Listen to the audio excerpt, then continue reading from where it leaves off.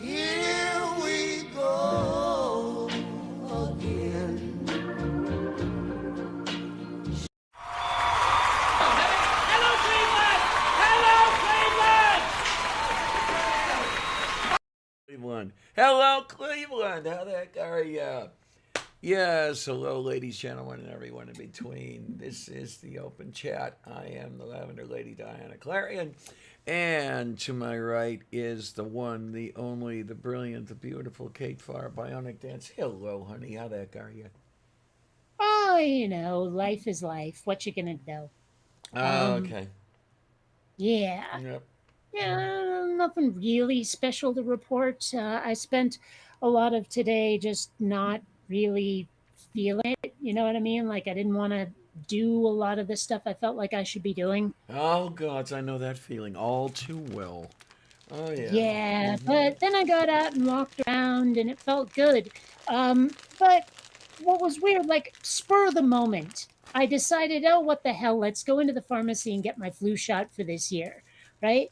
And I mean, last time I went in there, it was a simple matter of I want my shot, and they said, oh, okay, sure, no problem, Mm. right? But this time they told me, yeah, we're doing it by appointment now.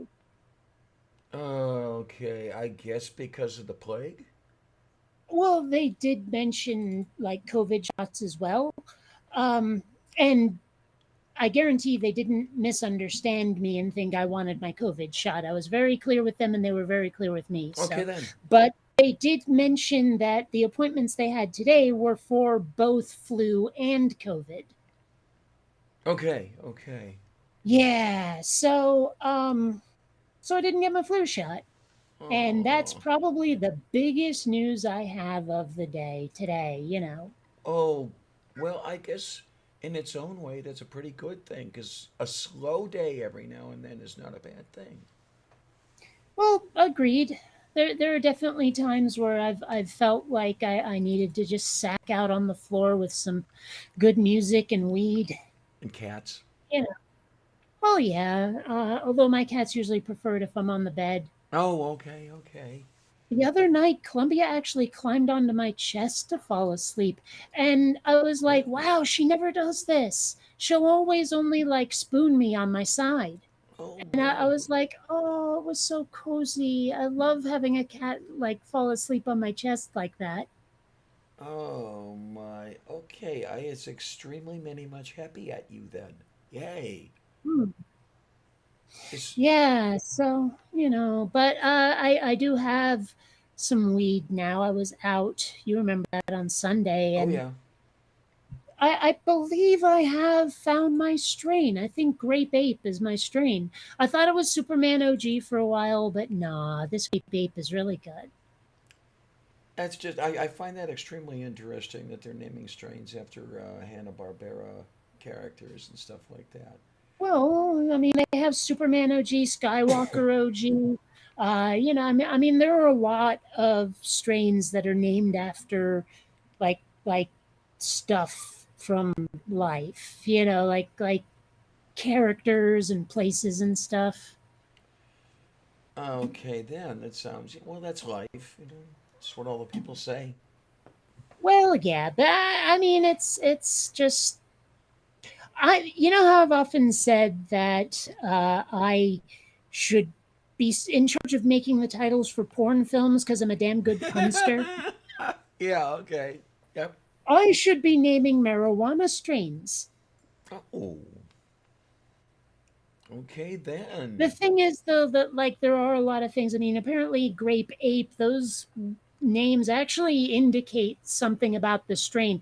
Like, you know how there's a drink, I love to talk about it because it's got a funny name. It's the slow, comfortable screw against the wall Mexican style. Yes. Everything in the name tells you what's in the drink. Slow Yes. gin, Southern Comfort, all of that stuff, right? And so the strains of weed often have that as well. Like skunk is distinct from OG, which is distinct from I don't even know. And like as someone who's like, I mean, I guess I've been doing this for what, a year or two, but I really haven't gotten into the lore of marijuana. I haven't yet figured out what all of the names mean. And every time I've asked people, they're like, "Oh, that's just the name of the strain." I'm like, "Yeah, but there's a lot of strains named OG. What does OG mean? How does that distinguish itself from other strains?" And no one can tell me that part. Oh my, I wondered that too. I may or may not have said that already when we were speaking together, but yeah, the OG. I'm just curious here. What does Don't unless you make it very specifically about weed. Because OG can mean a lot of things, like original gangsta and old guard and a bunch of others. So I would highly recommend being specific. Yeah, I typed in what does OG mean marijuana, and the Hmm. first thing that comes up is Urban Dictionary's top definition says it used to mean original gangsta. That's what you were doing.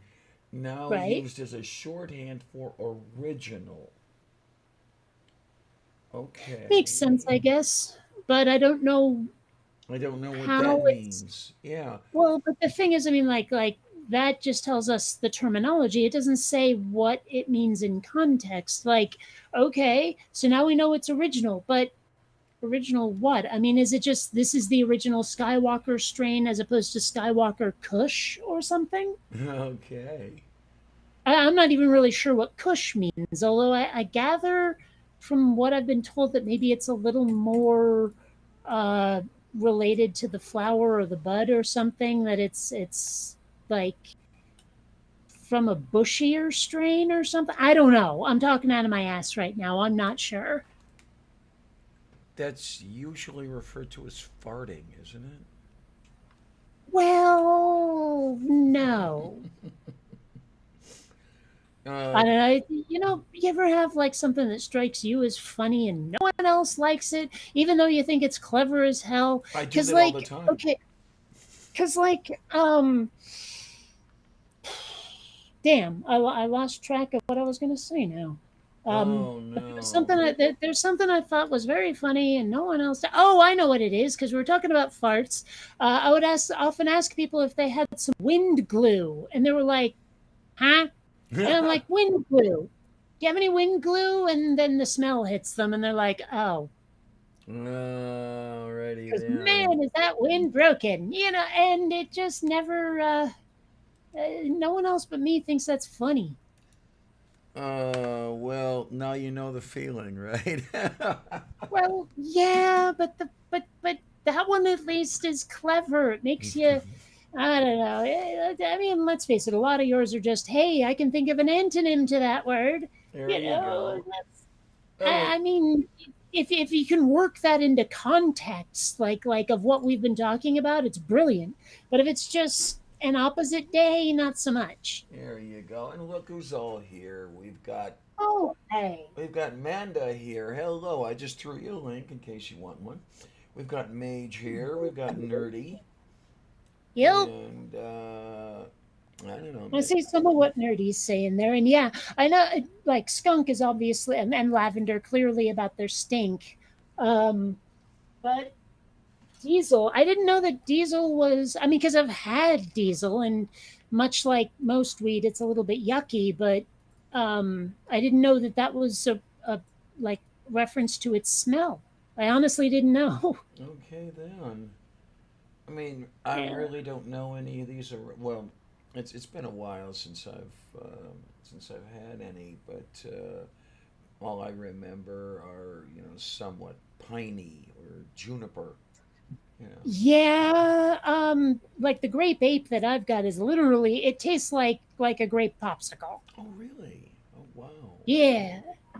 So it actually makes it easier to do, like to partake because I cough less on this stuff, Okay, then. but also it just the high is really good. Hmm. And then when you talk about the coughing and everything, that's the main reason that I'd have a hard time having any anymore because I think I've said it before. I'm afraid that I'd cough a lung out, and then Mm. once I wasn't coughing anymore, I might be tempted to go back to tobacco, and I don't want to do that. It's been 3 years since I quit smoking, and it's great. Yeah, I don't know. Well, you've heard what I have to say about tobacco. I don't have to say it again. Tayo korostu. And for those who don't know it, it's all about me and my the reasons why I wouldn't have a cigarette. It's not about disparaging anyone who partakes, so don't worry. Oh, this is interesting. Nerdy Hmm. says some of the menus in Amsterdam give you a limited chemical breakdown of what is in each weed. Hmm.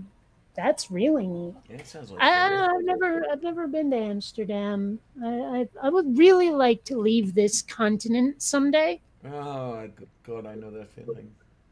I mean, I guess technically I have, because some people will argue that Cuba is not part of North America. Oh, Although please. honestly, I mean, I can see arguments on both sides for saying Cuba is or isn't part of North America. But if it's not part of North America, what, Central America? It's pretty damn far from Mexico. I was going to say, what are you doing splitting America into three parts instead of two? North, Well, central, and south. no. Well, that is three. It's always been that way, hasn't it? Well, back when I was in grade school, there was only north and south. Um, Oh, Central when America did was, Central America get to be a thing then? I don't know, maybe by the time I was in high school, which was, Hmm. around the time of the Civil War. It's weird to think that there are some states in this country that are still less than 100 years old. Yeah, and it's something. I mean, there are some Yeah. states in this country that are not as old as I am. And when like you look at other countries like in Europe and shit that have been around for hundreds if not thousands of years, Hmm. I'm just sitting here thinking like, are we still a toddler? Are we just hitting country puberty? I mean, what the hell? Well, when I was in high school, there was somebody putting out a theory of the birth, adolescence, and death of countries. And at the time, um, America was considered still an adolescent nation, and Israel definitely still in late childhood. Um, Well, I so, don't understand the whole Israel thing. I've tried and I don't get it. mm, Like, uh, I mean, I guess I do understand it. It's just that what I understand is so irrational. I don't want to think that's the answer. yeah, absolutely. And something I You don't know. understand are the hyper Catholics that I know, and unfortunately, I know a few of them who all have a hard on for Israel. Hmm. Um, where does that fit into your religious persuasion in the first place? And I then, imagine they're like, oh yeah, Israel, land of the Jews. Jesus was Jewish, therefore. I can only imagine that's their thought process. I could not justify it any other way. okay, then. But as I said, a lot of what we're talking about is people not being rational. So, Yeah. oh, you want to talk about people not being rational? We were talking about this in the green room, and I decided to bring it up on the show. Yeah, okay, Uh, yeah. is this weird like tendency I'm seeing on the part of people I otherwise agree with, to start accusing people of Dunning Kruger when they say I'm trying to do my own research into COVID. Now, Ah, granted, okay, just looking on the internet or absorbing a Fox News video on YouTube or something is not the same as doing research. It's true. But if right. someone is not a scientist and they genuinely, honestly, seriously want to try to correct their lack of information, their ignorance, if you will, as much as they possibly can, so that they're making the most informed choices that they can. And I think that is doing your own research when you're not a scientist, and it's really all you can do. But these people are taking it as like you didn't do research because it wasn't like a peer-reviewed double-blind study. They're getting hung up on the word research, Well, I Yeah. think it's like, what part am of I supposed to do if I'm not a scientist and there's so much like disparate and conflicting information out there? I have to quote unquote do my own research to even have a hope of understanding it. You may want to pose that question to the actual scientist in the room. yeah. Hi there, Amanda. How you doing? I'm okay. How are you? You I did think this. part of the research should be listening to the scientists, though. Oh, You know, agreed. Absolutely agreed. I come up against so many climate deniers that will just tell me I'm wrong, or I'm getting paid to say this shit, or whatever the fuck it is, and there's just no, I don't know. They do their own research is like stuff they see on Facebook or whatever. It's not actual research. It's important to when honestly, I understand because I do it with different scientific disciplines as well. I mean, I'm only an astrophysicist and a climate scientist. Those are my two areas of expertise. So when I go out and try to look at other disciplines, I'm going to look at the actual data and research, and I'm going to listen to the scientists. I'm not going to listen to some kind of half baked whatever the hell that people say on social media. That's just silly. Okay. Yeah. Well, but I mean, if we had a different word, something other than research that didn't imply or at least conjure up images of laboratories in people's heads, it'd be great. I mean, the thing is, reading books like encyclopedias and shit is also research, but try telling them that. Oh yeah. Yeah. I mean, that was the research that I performed quite a lot when I was in grade school. I mean, we would have to write, the reports or the papers or whatever, and you went to the encyclopedia because that's what you had at the time. You didn't have Google. I think when you actually have to study the sciences and whatnot, you kind of get used to you have to have a certain type of citation. Like there are things that work and things that you can cite, and there are things that you cannot cite. Yeah. Yeah. Absolutely.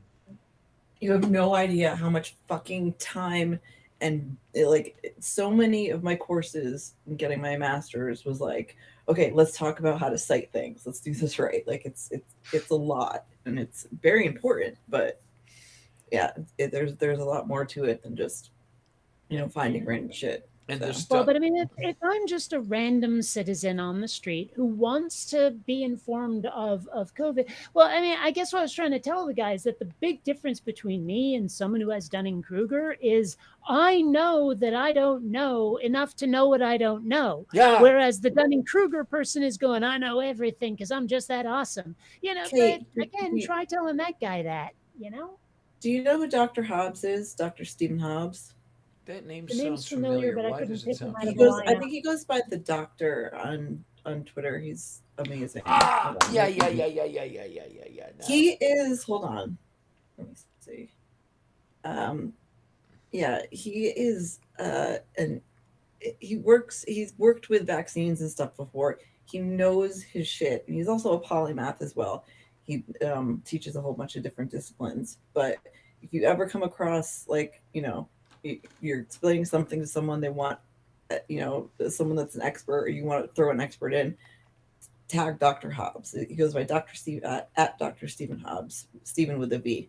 but he is amazing and brilliant, and he knows everything and can shut these assholes down right quick. So I mean, I that always name tag him sounds in. really familiar. Really, Yeah, I'm you sure know you've what, seen him I'll before. just look up a picture of the fella. Uh, let's see. He's a good friend of mine. He's really, really, he's so Steven sweet and he's so brilliant and he's so shit. kind. Okay, so I'm gonna assume it's this guy and not the dude in the prison outfit who looks like he's about to explode from hamburger poisoning. Um, Director, Clinical Medical Psychology Training Program, Mercer University, Georgia. No, okay, I'm gonna just hold on a second. Alrighty. I'll just go Alright, link what's you. There must be quite a few Stephen Hobbs out there. Well, it looks that way. Because I typed in the name and I got There. this fellow right here. I just sent you his at on Twitter. Okay. Is it then. is it maybe this fella? No, This fella? no, just go on Twitter. Alright. Wait. I'm where sure did you you've send- seen him before. Where did you send it? I DM'd you on Twitter. Oh, on Twitter. Okay. Yeah. Yes. Oh, look at that. I have a message from someone. Me? It's me. Huh. That's all kinds of not who I thought it was. Really? I 'Cause he's guess like- I guess I don't know this fella. Well, then you should. You should follow him. He's brilliant and he knows what he's talking about. He knows his stuff. He's been on my channel a couple times. We're pretty good friends. He's a really good guy. And he always will step in and he's not mean. He never gets mean about it. I know I do. I get fucking pissed when people come at me with climate denial shit. Like I can't help but get mad and yell and shit. But Steven is so like, yep, well, I'm just gonna explain this to you and you're wrong. And okay. It's awesome. Okay. Well, and I mean, I deny climate. We don't have a climate at all. In fact, we are on a world completely devoid of air entirely. Yes, entirely. Yep. And it's shaped like a burrito. Oh, well, Nerdy, I believe, was proclaiming that we should research the shallow Earth. So, Oh yeah, sounds like fun. I actually came across. I don't know that one. What the heck, shallow Earth? I have to go look it up. Actually, I I've heard came the across term. A guy the other day that was a fucking fossil fuel lobbyist. Like it was in his profile and everything, and he's trying to tell me that we don't believe in climate stasis. And I'm like, of course, there's no climate stasis. There's been, the climate has changed many times. But and I explained to him, gave him the numbers, how this is absolutely, human made and all that. But it made me so mad because I'm like, you're lying for profit. You're trying to spread misinformation so you can make fucking money. I fucking hate you. Like, Yeah, that's the thing. I shouldn't say I don't get it because I really do. But it's. I don't understand how these people can sleep at night. For example, Joe Manchin. yes, oh my God, all week, that is all we've talked about at work, how fucking upset we are about this. This is so bad. He made $500,000 from coal last year alone. He is so in the pocket of fossil fuels and he's fucking drafting our climate plan. No, absolutely. I'm so fucking mad. What the fuck, man? We do Sorry. seem to have this tendency to put people in charge of departments that they are hostile to. Yes, I don't Yeah. understand it. And I mean, know, I don't love Biden, but I expected more. He came up like I already broke down his climate plan that he made before he even became president. I did a video on that. It wasn't enough, whatever, but at least he was trying. This feels like he's just fucking throwing it out. Well, I think a lot Okay, of people people are expected gonna more. people are going to hate me for this because they already have. But when he was running, I insisted up and down that Biden is senile, that he is in cognitive decline. And a lot of people kept telling me, no, it's just his stutter. But a report has come out now. I'm not sure if I should trust it because I did hear that it came from Fox, but apparently they have been doing their best to keep Biden out of prolonged interviews, out of off the cuff interviews. They're doing that, like they know that he is not all there upstairs, and they're doing their best to limit his exposure to the public. So I live with someone that has early onset dementia, and I don't really see it in Biden, just from my experience alone. Well, try looking at a video of him now compared to a video of him like 20, 30 years ago. Well, yeah, I mean, there's obviously some decline as you get old. He's old as fuck, but I don't think that. No, but I mean, no, he's not as sharp as he was. His thinking has gone down the shitter big time. So is mine, and I'm only 40. Yeah, but I don't think Biden had some of the same challenges. I'm just saying. I mean, it's possible. I'm just saying, from my point of view, from what I've had to deal with personally, I saw it way more in Trump than I did in. Oh well, yeah, Trump had that in spades. Well, but I mean, Trump was more insane than senile, though. I would rather compare Biden to Reagan. Oh, they fucking what they did with Reagan pisses me off so much. They knew in his first term how bad it was. Well, Angel hates Reagan. Angel loves talking shit about Reagan. It's fucking hilarious. I think that it's the same thing with Biden, to be perfectly honest. I really do. Okay. Yeah. Also, and I know I've told this story once before, but I want to tell it again. Where I was watching the Super Bowl, and the team, I guess it was the Patriots, decided to make an on-field call and shouted "Reagan, Reagan," which meant move right. Yeah. I don't know if they have a similar term for move left. If I remember correctly, the Patriots were like seriously not liked because like the quarterback was this serious uber conservative or something. Yeah, I'm pretty sure that's the case. Yeah. But regardless, that moment stuck with me because I heard the call before the announcers explained what the hell it meant, and I was so boggled. It was weird. You know the way that just to bring up Trump one more time. You know the way he stands, how he kind of has this gait that leans forward. Yes. Mm-hmm. There's a certain type of dementia that is linked to that. So. Yeah, I've seen that. Yeah. I still think it's not the same as what Biden and Reagan had. Yeah, I know. I totally understand. Yeah. Yeah, this is the unfortunate thing, and it's probably not at all too early to bring this sort of thing up. We really need to take a very hard look at the way we support people running for office. Well, here's my Define problem, we. though. We as a nation, we as the voters. Okay. I'm thinking, he steps down and Kamala becomes president. And I don't want that to happen. I want our first female president to be elected as president, not for her to be, put into office because something happened. I know that sounds stupid, but I'd just like her to not be a complete bitch. There you go. I mean, seriously, Kamala Harris, looking at her record, I do not approve of her or her politics. We have a cop as vice president. Like Angel keeps pointing that out. Like, yep. I mean, it's great that she's a woman and she's a woman of color and all, but what it comes down to is she's a fucking cop, and I have a problem with that. So. I mean, some of my best friends were cops, but still, no. I'm sorry. It doesn't work.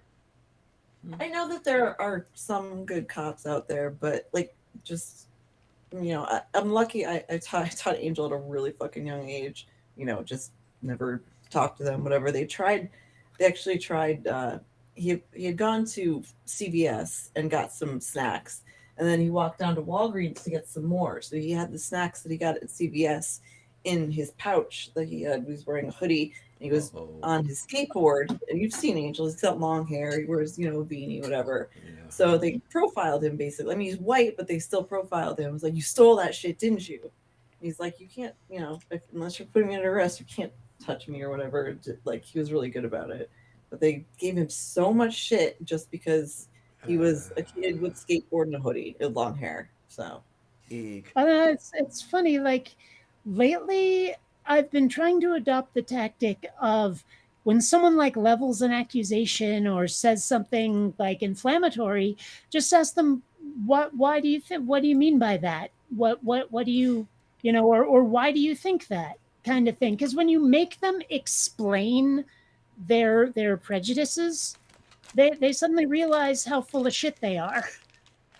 Well, yeah, I like the thing that was in the alt-right playbook is when you're explaining, you're losing. So if you make them explain, that's one less advantage they have. Let's put it that way. And Well, it's amazing the struggle I've been having with some of the right wingers out there, the members of the right wing, who yeah, who I like it. I like like it. they insist up and down that I have to answer their question first, no matter how many, like no matter whether I ask the first question, they are going to demand an answer out of me first. And I explain to them, I'm like, not doing that, because then you'll just ask me another question and I'll never get a turn. So forget it.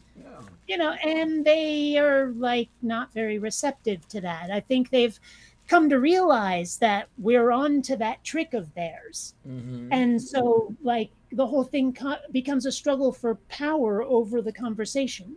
Yeah. Nerdy asks, why does Kate think that? I don't know what exactly, but Why do I think that? Well, probably because of the spirits talking to me in my head. The green ones that talk to the right hemisphere and the blue ones that talk to the left. And they sing sometimes. And those are the ones that inform me of events and happenings and the way the universe is. And so from that, I can learn, well, about that, nerdy. Yes. so Angel spends a lot of time at school arguing with right wing kids, proving that they're wrong. Do you want to hear the way that he argues about guns? It's fucking brilliant. I love Oh, it. wow. Let's Okay. do it. Yeah, let's have it. So he starts off with like, why do you want guns? And he says, well, and then he'll answer for himself. Okay, well, I want them to shoot the cops. Don't listen. He doesn't actually mean it. There's a reason he says this. So he goes around and starts asking, like, why do you need, if it's about home defense, all you need is a pistol. You don't need these big guns. Oh, well, if it's hunting, you only need a single action 22 or whatever. He explains all this stuff. Then he comes to the point where he's like, why do you need these big things? We have to protect ourselves from the government, the right wing says. And so he says, so who has all the weapons and the armor and shit that's going to come after you first? And they'll say, police. So he says, yeah, so you want them to shoot the police. So he brings the whole thing right around. It's fucking awesome. I think it's brilliant. That is good. You got one hell of a kid there. I do. I'm so proud of him. He's such I just am. And it's probably really easy to underestimate him with that perpetual stoned look. Yeah, it really is.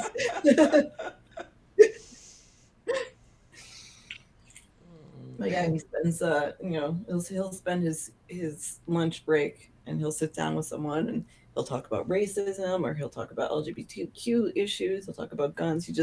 He's trying to get people to actually do, to get into politics and understand what's happening, because he's 17. A lot of the kids around him just listen to what their parents say.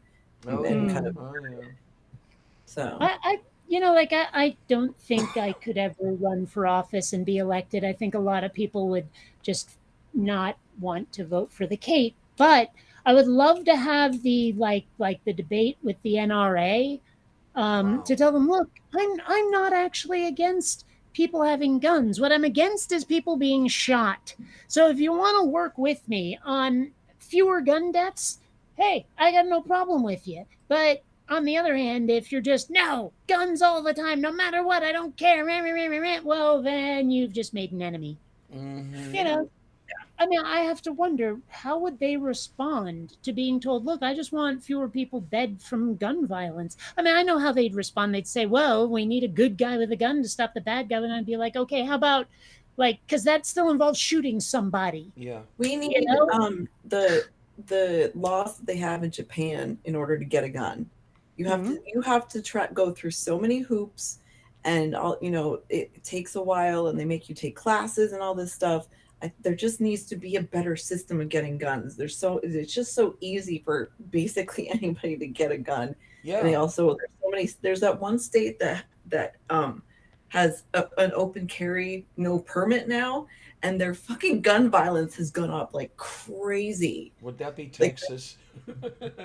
no, it wasn't Texas actually. It's one of the southern states. So I can't remember what it was. But I read an article where the head of the police department was like, "Yeah, we end a Sunday where we're just like, there's so many fucking shootings. We don't know what to do." So It's Texas really amazes the heck out of me. It's you can shoot anybody in the street, no problem, but you extricate a clump of cells that's in the wrong part yeah, of the interior of a woman, and then you know you, we had you're in a big Well, trouble. well, I one did a thing that show on Secular Promethean Network or something like that. I can't remember the name. Last week with a panel of women, and we talked about it. It was really good. It felt good to talk about it and get our anger out a little bit, but actually study the situation. So Yeah. Well, one thing I've been trying to get people on the right to engage on, like the pro lifers, the anti choicers, I cannot get them to engage on one question. And the question is, what options would you give someone if they're pregnant and really don't want to be anymore? Like they won't yeah, even engage on the topic, they won't address it. And I'm like, well, I know why you're not, but damn, is it frustrating. I'd love to see if I could force you, you Yeah. know? Yeah. yeah, Is well, the whole thing is all over control. It's just like everything is to these oh people. yeah, But it's definitely about control.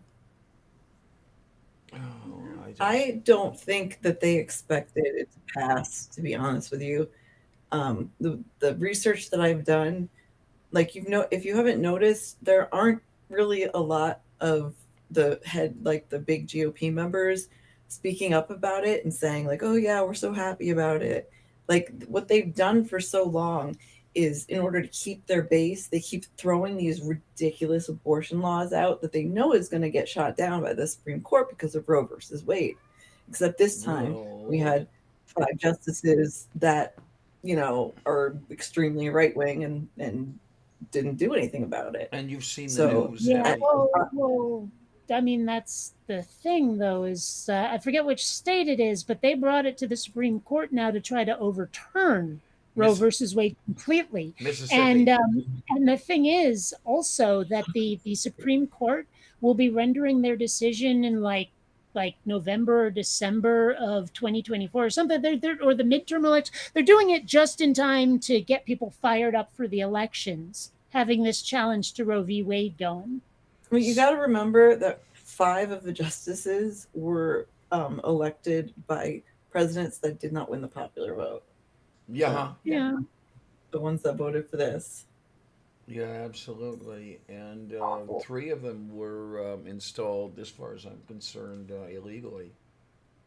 What is the Especially the fucking last justification for one. saying that a Supreme Court appointment is for life? Why why Yeah. why are we just like what was the thinking on that one? Oh, so they would be immune from political influence. That was the thinking. We all know how that worked out, but How wait that how did they think that would accomplish that goal? I'm confused. well, I so am mean, I really. But that's the stated reason, and it's a bunch of crap. I mean, because well, there's nothing to say they can't take bribes anyway. Right, right. And there's You nothing to know, say that the installation of the justice would not be politically influenced. The last three were certainly not politically influenced at all. I mean, really, mm, when you come down to it, well, it's just I would be fully in support of term limits on the Supreme Court. so would I. mhm. Yes. I loved Ruth Bader Ginsburg. I did so much, but she messed up when she didn't step down during Obama's administration. Well, I've seen a piece on that, and I don't think she did. the person who was writing that piece disagreed in the sense that if she would have stepped down, nominating her replacement would have been fraught with problems. Well, And it was Her big time. time fraught with it. it, I it, mean, Obama tried to put forward a Supreme Court nominee, and the Republicans said, "We're not confirming anybody until the next president's well, that installed." was when it was the. I mean, it's a dumb fucking rule. Obviously, they don't care about it, but it was, when he was the lame duck president. So that's Well, it's just not even a stupid. rule. And yeah, I know it isn't. Obviously, But, since they broke it it- themselves. but I mean, the point being that if Ruth Bader Ginsburg had stepped down, the same thing probably would have happened to her Yeah. slot. The Republicans would have gotten two people instead of, Yeah, I you guess know, you're right. yeah, yeah. yeah. That's what this person. I forget who it was that wrote the piece. Might have been for the Washington Post, but that was that person's point as well. So over the last, I don't know, 10 years, maybe more, yeah, anything is problematic when it came to the court. Um, and when I'm it came still to trying to anything. figure out, like, why isn't Diana Ross a justice? Yeah, You know, the Supreme's Court. sure, absolutely. Sorry, I'll just see myself out. Oh, and as far as that goes, I mean, I hate to say it, but the U.S. is screwed just totally. It's totally fucked. There's no hope anymore. Hmm. Yeah. Well, I I mean, don't we're fucked know. I don't anyway with know. I climate don't change. know. I mean, So. what if we went full on French Revolution with this country? In which Uh, case, what I'm looking at is that the U.S. would cease to exist as the U.S. It might come out as something else, but no matter what you do, the U.S. as we know it has a short lifetime ahead of it.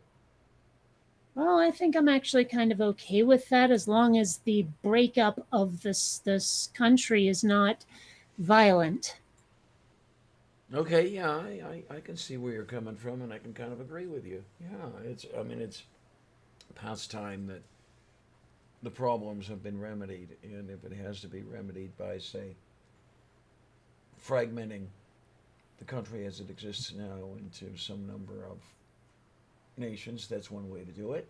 And if it works, Well, so we're much the just better. so we're just so culturally divided in this country. Yeah, It's just there's no I don't know how to relate to the people on the right, and they don't want to relate to me. absolutely. So, I mean, and I don't think that divide can be healed simply because it's been exploited for so long by those in charge.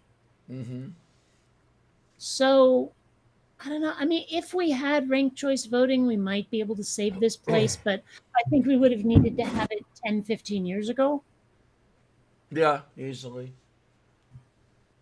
Um, I don't know that the populace, the electorate or whatever, is in any position to heal a divide, and the politicians certainly are not. I mean, they are in the Well, pockets the of ability whoever's is throwing. there.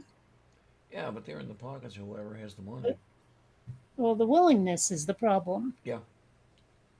You know, I don't doubt their ability to fix things. I just doubt their intentions. Hi, Ox. How And you quite a doing, lot, honey? in fact.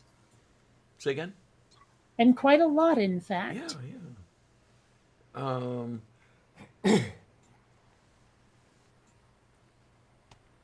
as far as it goes, it's I've said it so many times that people are tired of it, and I know they are, but it's I You're don't. glad that you're not going to be here for it. Yeah, really.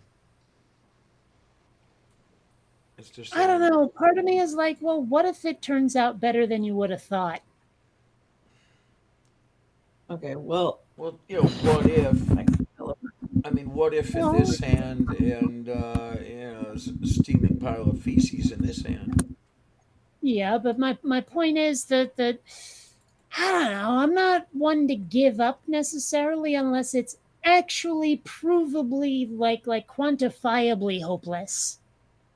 Well, there is the issue of climate change and the fact that in about 10 years we're going to start this rapid decline, and eventually this is not going to be the planet that we knew anymore. Mm. Well, it's because of what already we've done. not, yeah. But It's, yeah, there's a lot of places that are fucked now, but I mean, I'm saying it'll be very, very different. And I don't see it. I see this kind of as our golden age before everything goes to shit. And so some enjoy years it now, I guess. some years ago, the barrier islands off the Carolinas were already being submerged. Um, you know, environmentalists, evolutionary biologists were scrambling for whatever data they could get from these islands before they were underwater, and that was some years ago. Mm. I mean, I've often wondered what's going through the heads of the people who not only deny climate change, but are also CEOs of companies that could knock it off. You know, like what had to go through their heads to go, nah, it'll be fine. So, I mean, I came across an Exxon report from I think like 1986 where they straight up admitted that fossil fuels were causing climate change. Hmm. They know, they know Yeah, it's happening. absolutely, They're just absolutely.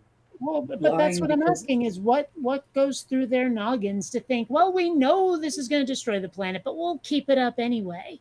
Well, in money, many, money. Mhm. They know they won't be here too, I was going to and it's the say, money. in many cases, these people are old enough that they're not going to see the effects. They're not I going mean, And to the they don't Koch have kids and brothers, grandkids.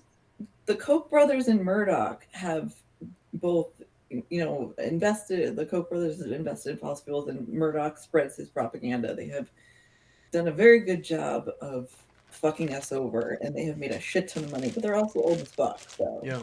And Right, you but ask, I ask. So hold on, I ask again though. Do they not have kids and grandkids? they yes, don't. I they think do, but they they don't don't give a care. shit. Yeah. That's The, just fucked up. I yes, it mean, is. because Yes. the whole idea of leaving a better world for your kids is one I digested a long ass time ago. What's wrong with these people? Maybe they think, oh well, at least I'm leaving them all this money. But to do what? Build a hermetically sealed bunker to keep the atmosphere out? Probably. Some of them might be thinking that. I mean, Ugh. Maybe again, this is why maybe those aren't vanity space programs. Maybe it's survival. Could be. It's very easily could be.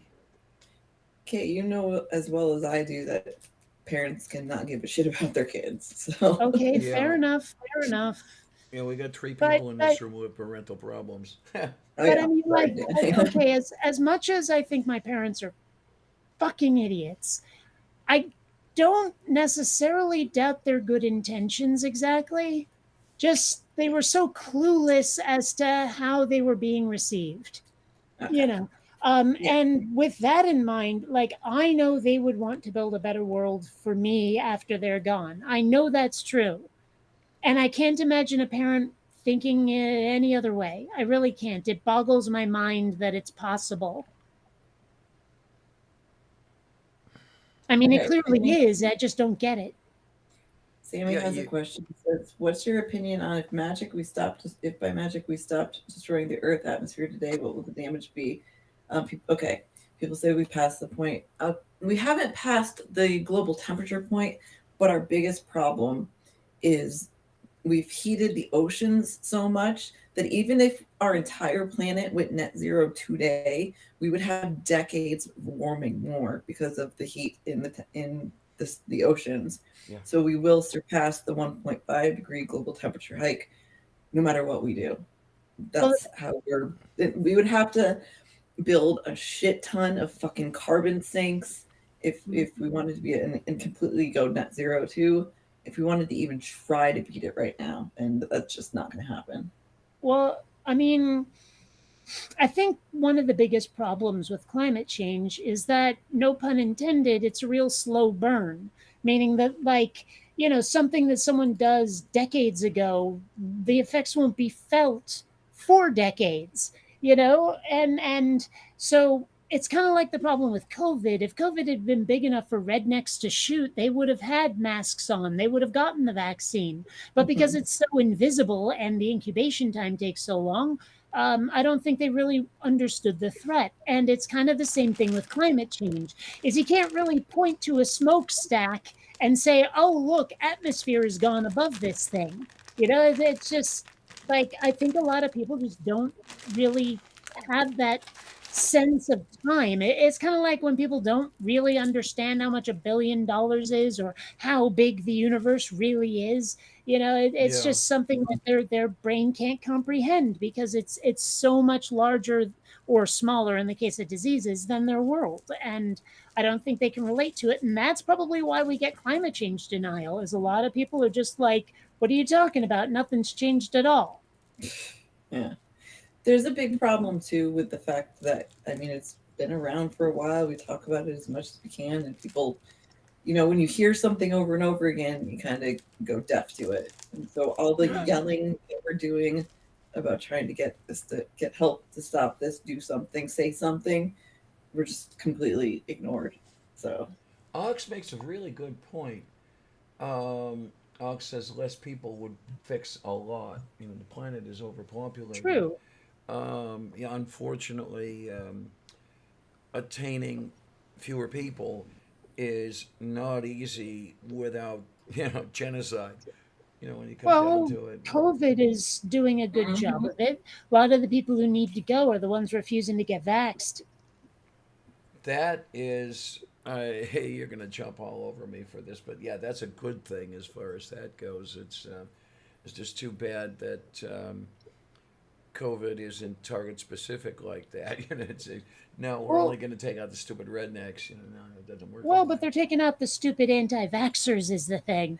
I Yeah, read, I honestly wonder what this will do to, like, election demographics. I mean, is it possible that this will mean that Republicans get spanked in upcoming elections? It would be nice. I'd like to see that. I I really read would. an article that I can't remember which state it was from. It was from one of the red states, but they're deciding to they're only giving the uh, Regeneron to the unvaxxed people now, not the vax. Like, when if vax people come in and are sick enough to need the Regeneron, they're choosing not to give it to them and to give it to the fucking unvaxxed people instead. It's fucking insane. It's insanity. It's bass backwards for fuck's sake. I mean, Hmm. really, it is. Well, as far as medical care and everything else, you've seen the news lately, have you not? And I think about 4 states, medical care is being rationed or shortly will be. Yeah, Alaska is, Idaho is. yes. Idaho is turning unvaxxed people away, actually. They said they're going to save the people they know they can save. So they're taking the vaccinated people and they're turning the unvaxxed away. Yeah. Okay, and you're going to hate me for this, but I think that's a pretty good strategy right there. Yeah, Why I would I mean, hate you? Well, I it's don't it's disagree. if nothing else, it gives them incentive to get the jab. Yeah. I mean, I don't know if you guys watch Secular Talk, but occasionally, I haven't just like seen it for a like while. he keeps talking about soft mandates, where it's like, well, if you're not vaccinated, you can't do this, that, or the other thing, But yeah, like, it just making life a little bit extra difficult for these people, rather than like saying they have to get the jab.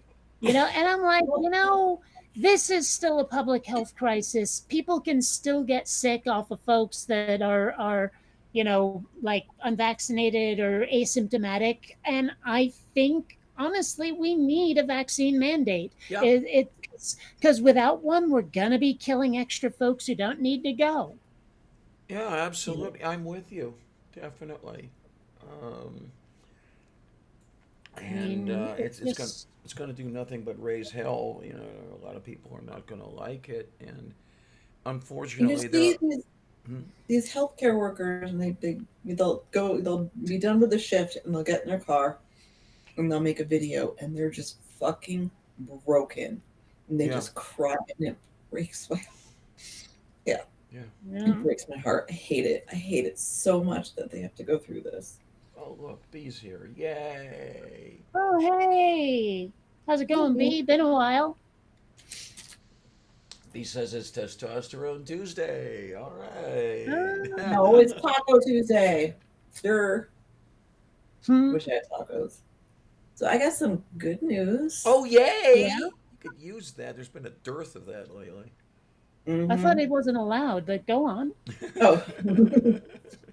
Well, first of all, I got Seth Andrews he's going to come on my channel. Oh, wow. Yeah. I thought that was pretty cool. I mentioned because I emailed him, and I mentioned, I was like, well, you actually know who I am? Because like I was in Dr. Josh's book, and I also thought of the title. So I'm gonna use that. And also I have a vacation I'm going on in a couple weeks. We were actually, I think, did I mention that we were supposed to have a conference? Yes, yeah. That sounds yeah. familiar. But I hope this vacation is all you ever wanted. I'm excited about it. I'm just happy to get out, and I'm happy about who I'm going to hang out with. So it'll be fun. I don't know. I should probably beg and plead Seth to come on this channel, but he probably would not remember who the hell I am. But Oh, you He's meant it? never actually been on my channel, but he did some voiceovers for my the outros. yeah. Cool. Yeah, I've it's not that he was on my channel. I've been on his. Hmm. My couple, let's see, 3 call-ins. Yeah, and he interviewed me on one of them. Gotcha. Very cool.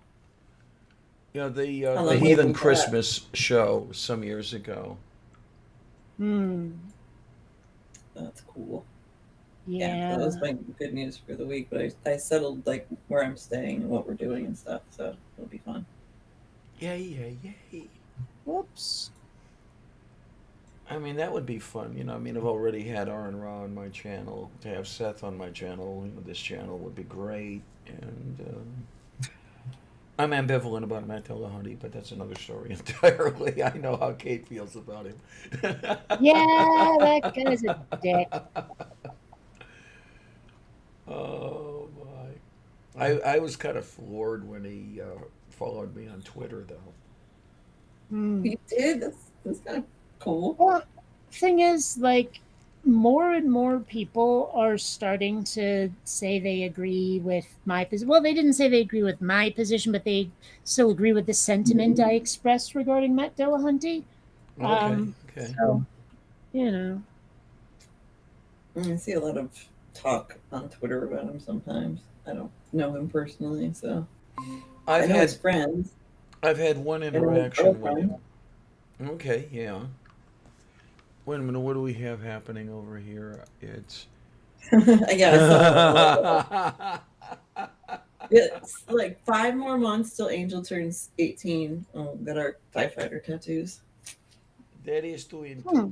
Yay. So is there actually, like, they won't, like, parental consent for before 18? They won't take that?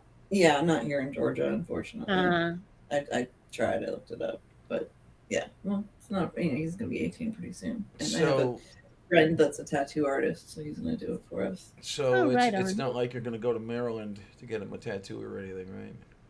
No. Oh but, my, yeah. no, but I had one interaction with Dillahunty. It was some years ago. I asked him about, you know, could it be with the origin of Jesus, the scriptural Jesus, you know, that this was people deciding where to go because they knew Judaism was in trouble. They knew Jerusalem. I've never heard of that. You know, that just sounded so much like the male slimy bastard that it just turned me off immediately. Gotcha. well, he's an arrogant piece of crap, so, you know. Sammy Jenkins says, "Love Seth's work, but the dude puts me to sleep." Yeah, he does have that kind of voice, doesn't he? I've never noticed.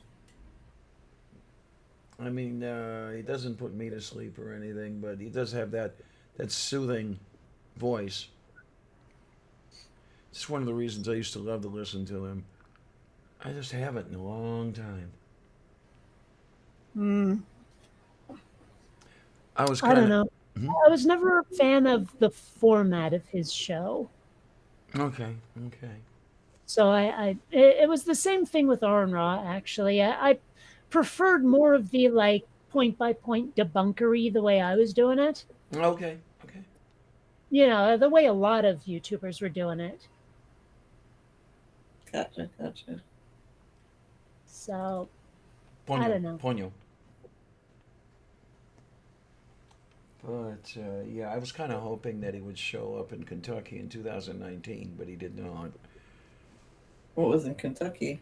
The protest, the Ark Encounter protest. Okay. Gotcha, gotcha. Yeah, I've that's always where- wanted to go to that. Yeah, I'm curious. Like, because I've only heard that it happened. What exactly was being protested? Just the existence of the park, or Yes. was it just more, or was it more like, hey guys, let's inform you why the park's bullshit? It's more or less the existence because, Tax One- money. yeah, the tax money going toward building it was a big problem, Oh, if that was the issue, okay, I get it. and then the hiring practices too were another point. But I wasn't as vociferously against that as the tax money, simply because I'm thinking that why would anybody want to work for them unless they were in some serious monetary difficulties? Hold on, it's Star Trek o'clock or Enterprise o'clock. I gotta go feed the kitties. I'll be back. Oh, yes, 8 p.m. Eastern, so that's 5 p.m. Pacific. Yeah. Nell said Seth Andrews is the ASMR of critical thinking. That's hilarious. Although hi, Nell. Indeed, indeed. He's a sweetie. He really is. I remember he interviewed me for the Christmas thing, and then I called in later, and sometime later. It was maybe a year, but he remembered me. He remembered me, and it was like, whoa, who am I that you would remember me? But obviously, I was impressed. I don't understand why you think otherwise. Okay, I'll say it again because I've said it so many times. Who the hell am I? I don't see anything. Seriously, I'm not All right, giving well you a then hard if you're time. nobody, don't can I see. go? Say again. I'm just gonna go then if you're nobody. Well, I If mean, you who the hell am insist. I've had more than like 25,000 subscribers at one time, and how the hell did I rate that? I'm just some schmuck with a webcam. Nobody necessarily feels like they deserve what they have. Just shut up and accept it, because frankly, it's better than not having it. Well, you were a much better schmuck than I was. Yeah, you had some really good shows going out there. Well, by the same token, though, some of my early catalog is not nearly as impressive. Well, there's always a learning curve. Yeah. You can't go on and just be perfect right away. Even John tells me all like I've told him, oh well, maybe I should watch all of your videos because I haven't seen them. Like I only came into the community a year and a half ago. And he's like, oh God, please do not go look at my older videos. It's funny. I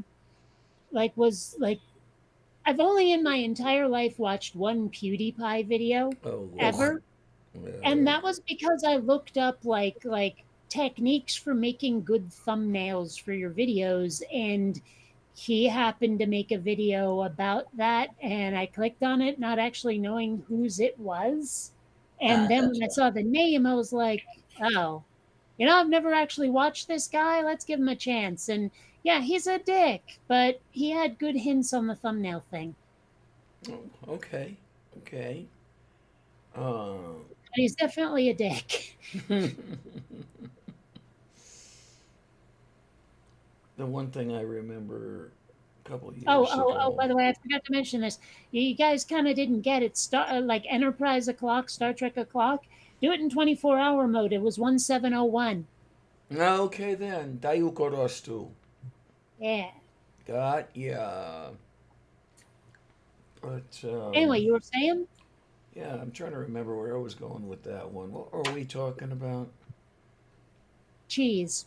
Ah, I That's so like funny you say cheese because I just got a message from Dave. I like cheese. I just don't get enough of it anymore. Dave hates cheese, if you didn't know. I did Okay. not know I that. didn't No. know. No. Yeah. There are certain kinds of cheese I really, really like, especially pulp sci-fi. Okay. Okay. That can get pretty cheesy. Yeah. Oh We know. man. No, actually, I Uh, really like Gouda and really soft cheeses like Monterey Jack. And of course, mozzarella and Swiss are always lovely. I tell you what, though, I haven't had in a while, and I'll have to have some. I dearly, dearly love cottage cheese. What can I tell you? That's Um, not cheese. That's like really thick porridge. pretty much. Yeah, the cottage cheese with an onion chopped up into it and a crap load of black pepper all over it. Oh, yeah, nothing like Please, nothing. Nothing it. like that ever. I can't have too much of it, though. Phosphorus. Okay. That's the good old They're re. afraid you might ignite at some point Yeah, pretty or much glow. spontaneously. Yeah, Mm, I that's don't know. that's the whole point of the renal diet. The renal diet is all about the things you really should avoid. The things you can't eat, which is everything. Yeah. Oh, sure. Yeah. As I understand it, a diet is eat nothing that tastes good. Oh yeah, absolutely. I can't even have some of the things that taste bad. Oh man. But I was mentioning a craving like a week ago. I finally got some Jarlston Chew. Oh wow, was it all that It you was like, hoped it would be? yeah, pretty much. There's a candy store nearby. It used to be called Candy Depot. Now they're calling it Candy Pushers. They moved to a larger space, and that's where I found it because their goal is to have the hard to find candy, the candy from other countries, the candy everyone thought was discontinued, et cetera. Right? Yum. That's what there's And when a I ice walked cream. into their new store, I was looking. I was going, "Why is this place so empty?" Because like there was this big open space in the middle of it where I thought an island should go. And Hmm. so I asked the owner about that. She was like, "Actually, I want it open because I want events. I'm thinking about doing like karaoke and drag queen bingo and this, that, and the other thing." I was like, "Oh, well, that's kind of Hey. cool. Like I liked your store before, but now I might just come to hang out." Yay, that sounds like fun. Yeah. We have an ice cream shop in town that sells a bunch of like all the classic candy stuff. They even have candy cigarettes and all this. It's pretty cool. I I like didn't that know you place. were still allowed to do those. Yeah, they still Oh, make oh them. yeah.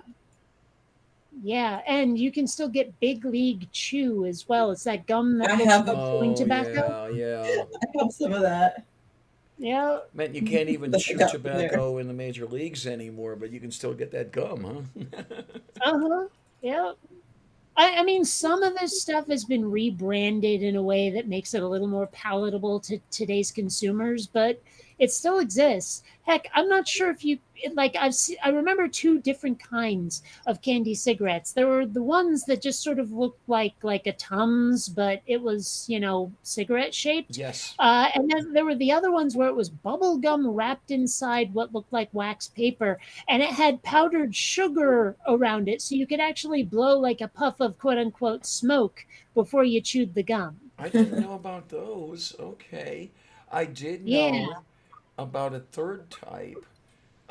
They were cylinders of chocolate wrapped in paper, white paper with a little brown end to where, it looked like a cigarette. I haven't Hmm. seen that in, oh, God, it's half a century. But I remember bubblegum cigars. yes, yes, yeah. Yeah. I don't know. It's weird. Like I'm in a lot of '80s groups, and I know I've mentioned this before, but a lot of people are like, "Oh, I wish I could go back to the 1980s." And I'm sitting there thinking, I loved the pop culture, but I'm not sure I would necessarily want to be a swarthy lesbian in the '80s. I'm not sure Okay. I'd want to be going on airplanes where people can smoke, or movie theaters where people can smoke, or restaurants where people can smoke. There's a lot of things that I just remember from the '80s that weren't nearly as good as I think these people are thinking. I was like, seriously, it was the best time to be a kid. It would be a rotten time to be an adult. Okay. Yeah. Well, I remember sitting in the back of the plane with my cigarettes going one after another and drinking coffee and reading Atlas Shrugged. That's a book I've never read. I'm not sure I ever want to. I don't.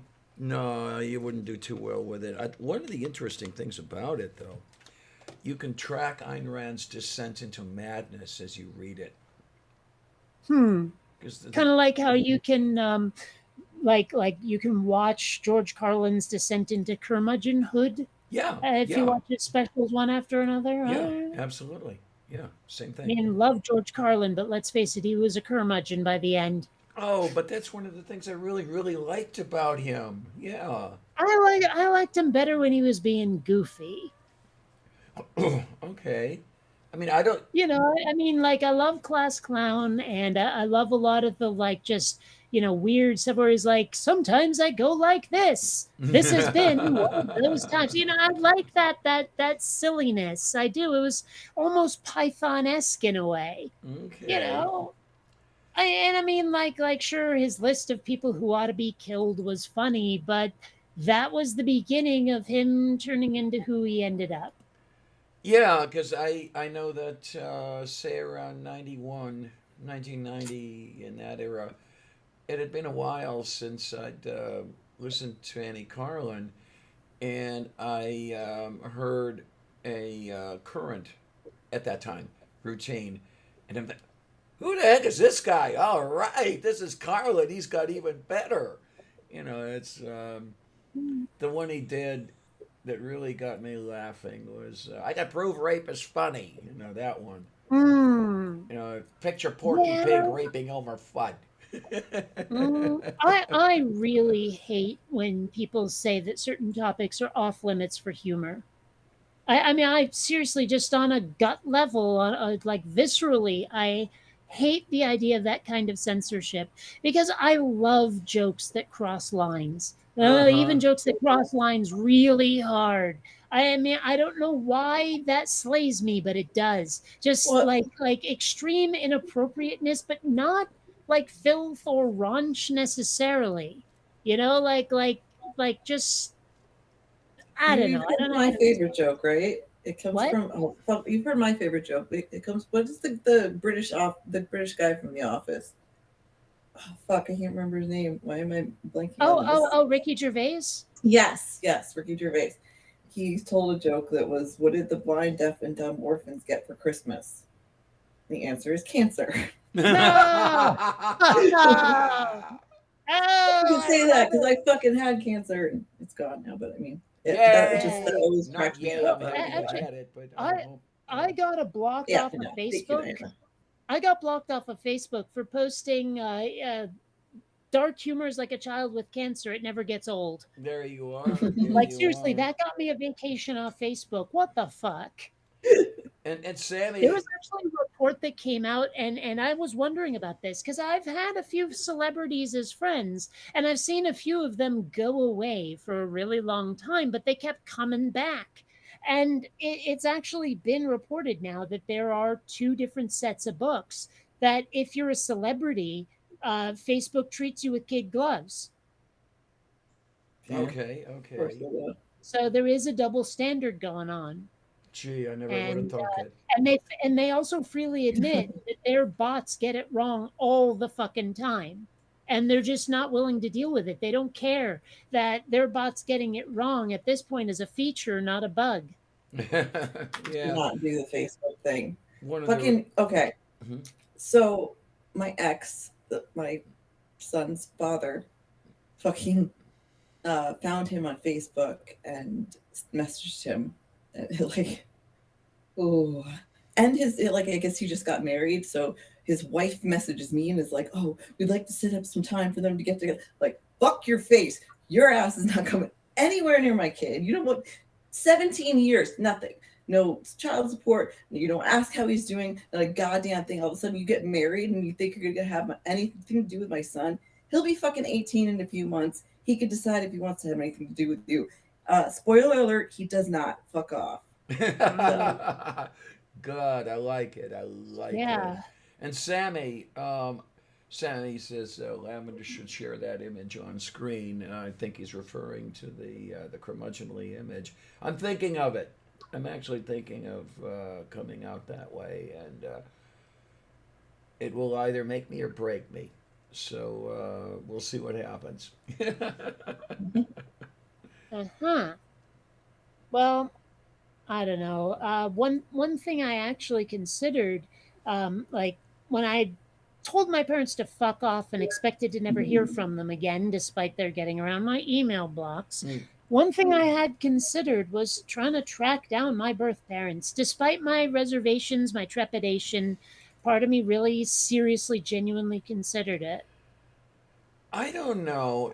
I've been on and off with that over the years. I mean, I actually registered with a couple of the search sites back when they were a thing in the late '90s. Um, but then it's not that I'm expecting to have any sort of relationship with these people. Um, you know, 64 years, and we've never crossed paths or anything. Well, And they're probably dead at this point, right? I'm not sure because if what I'm told can be trusted, birth mom was 23 years old when I popped out of her loins, which would make her 87 right now, Well, which is not okay. necessarily equivalent to dead. No, but it is pretty darn likely. A lot of people are cacking it around 70-ish these days. And for all you know, cancer's a factor.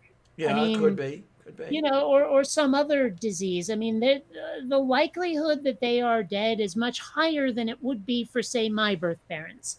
But that is something I've considered a lot, is if I'm going to track them down, I should probably be doing it soon. Yeah, I mean, I did find out at one point something I didn't know. I think I mentioned it on the show once or twice, where I was born during a window where I could actually get my original birth certificate from the state of Ohio. Mm. 1964, I believe, was the cutoff year. You know, anybody born after that cannot do it. I could.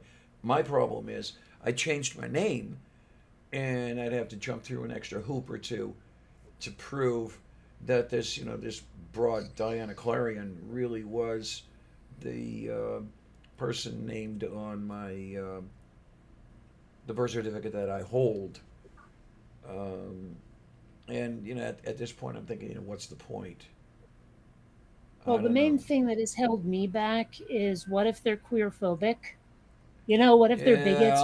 Yeah, yeah. What if we fucking hate each other? What if we're really incompatible? Just, I mean, that scares me a little. And I'm not sure I necessarily want to find out. Also, it's not like they've tried to track me down. What if they're not receptive to their kid showing up on their doorstep? Uh huh. Yeah. Well, thanks for the clarification, Sammy. Actually meant a video image. Okay. Um, but my previous comment still stands. I'm thinking of doing that one. Um, but where was I? I'm doing the early onset dementia myself here. I should probably run for president. Um, Yeah, but at least I have the excuse of traumatic brain injury. there you I can go. explain away my memory lapses that way. I'm just stoned. So.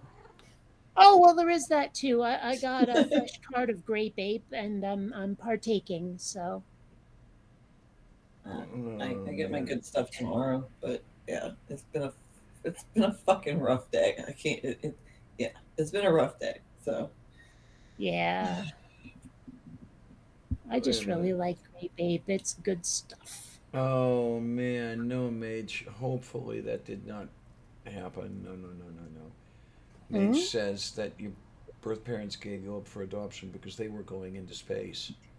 And I'm Oh, thinking they would go jeez. and didn't take you. Jeez, man. Yeah, well, maybe that explains my great desire to go. maybe. Or maybe I was just, an 80s kid raised on Star Wars, Could be, could be. you know. I was a And six. maybe that's part of why I don't like the idea of necessarily going to space for realsies because I was raised on Star Wars and not Star Trek. It's like my mental image of what going to space should be like is really far off from the reality. Yeah. Yeah, I guess that's my problem is that I was raised on NASA, and as much as they romanticized the whole endeavor, you kind of did get the idea that it wasn't all the stuff that was presented in science fantasy. It's Fiction. hard. It's very, very Science hard. fiction. Science fantasy is a shit term. Well, I yeah, am I correct or incorrect in doing this? I'm drawing a distinction between science fiction and fantasy, where I mean, Star Wars to me Is was science more fiction, subset space opera. okay, okay. It's, well, okay. Science fiction, subcategory soft sci-fi, subcategory space opera. Science fiction. Because I'm trying to Ooh. remember who it was that said it. I liked the way they described it. They called the difference between science fiction and fantasy. Science fiction is something that could conceivably happen, even if not today. Science fantasy was something that really could never happen. There's Well, just too no, many I'm things sorry, standing in the no. way. Science. Wait, what you just said is science fiction is hard science fiction or speculative fiction. Oh, You see, okay, okay. but it all fits under an umbrella of science fiction. You see, it's one of those things where it's like, well, let's face it, space opera ain't nobody singing. Kind of like Mhm. a soap opera isn't soap bubbles singing, is it? The term is the name of the genre is not meant to be taken literally, and if you're doing it, you're a schmuck. It's kind of like if anyone ever said, "Oh, well, fantasy is just anything you've ever fantasized about." Well, let's face it, that's not the way they use the term in geek circles, is it? If you Okay, say okay. fantasy, you're conjuring up images of medieval Lord of the Rings stuff. Now, granted, that's high fantasy, but still, it's not like it just anyway. I'm just saying. Okay, okay. I see where you're coming from. you know I, and I've heard a lot of people try to say, well, Star Wars is just high fantasy in space. Look, you got wizards and all these bad guys and shit and princesses. I'm like, yeah, okay, but Aliens is a zombie movie in outer space, but no one calls it that. And let's face it, it is a zombie movie. I mean, you've got hordes of creatures you cannot reason with, all of which want to kill you. They have the ability to turn a human into one of them. Granted, it's a little bit different. It's not a bite, it's a face hugger, but still, and then you've got the humans all turning on each other while they're in this confined space. Some people deciding that their own personal survival is better than the survival of the group, thus ultimately dooming themselves and probably everybody else. Aliens is a goddamn zombie movie. It really is, but nobody will like. I mean, or okay, Seven Samurai got remade as a western and a sci-fi flick, but no one's going to insist that Battle Beyond the Stars is a samurai movie. okay, okay. No, I have You not know, seen Battle Beyond the Stars. Well, it was put out like a couple of years after Star Wars, like so many cheap ass wannabes, but it's Yeah. actually not bad. And it is completely based on Akira Kurosawa's Seven Samurai. So, as you were saying, so was the Magnificent Seven, right? Exactly. Yeah. Yeah. But nobody would say Magnificent Seven is a samurai movie. They'd call it a western. So if anyone wants to say that a movie that has swords and like supernatural powers and princesses is necessarily fantasy, stuff it. Okay, because where I was coming from, and you can tell me to stuff it if you want to, you often do. I couldn't find the science in Star Wars. Yeah, that's where the taking it too literally part comes in. Because let's Okay, face it, okay. spaceships are a scientific gadget. They just are. There's the science. It may not be real There's science, but if you it is science fiction, you see. Okay, okay. they if you go into the extended universe and stuff, there's some science, actual science in it. Oh, okay, Yeah. okay. I had not been into the extended universe, so I didn't Like see that one. the Well, Kaminoans are eugenicists, and they did it because they had to deal with climate change. Actually, they flooded their planet. Yeah, there's an explanation for also that. like I mean, just in the prequels, the midi chlorians. Now, a lot of people are like, "But the Force is supposed to be magic," and I'm like, "The Force still is magic. The midi chlorians are the interface, you dummy." But that's still some science. Is that they're like microscopic organisms that live inside our cells. Yeah, Oh, interesting. very true. Sammy mentioned that he's still keen to know your answer, Kate, to his question, which was, which do you think you'd regret more, never knowing or knowing them and find out they suck? Which would I'm be worse, finding out they suck. okay. I can Honestly, because understand. I've lived my entire life not knowing, and frankly, even just seeing a photograph might be enough.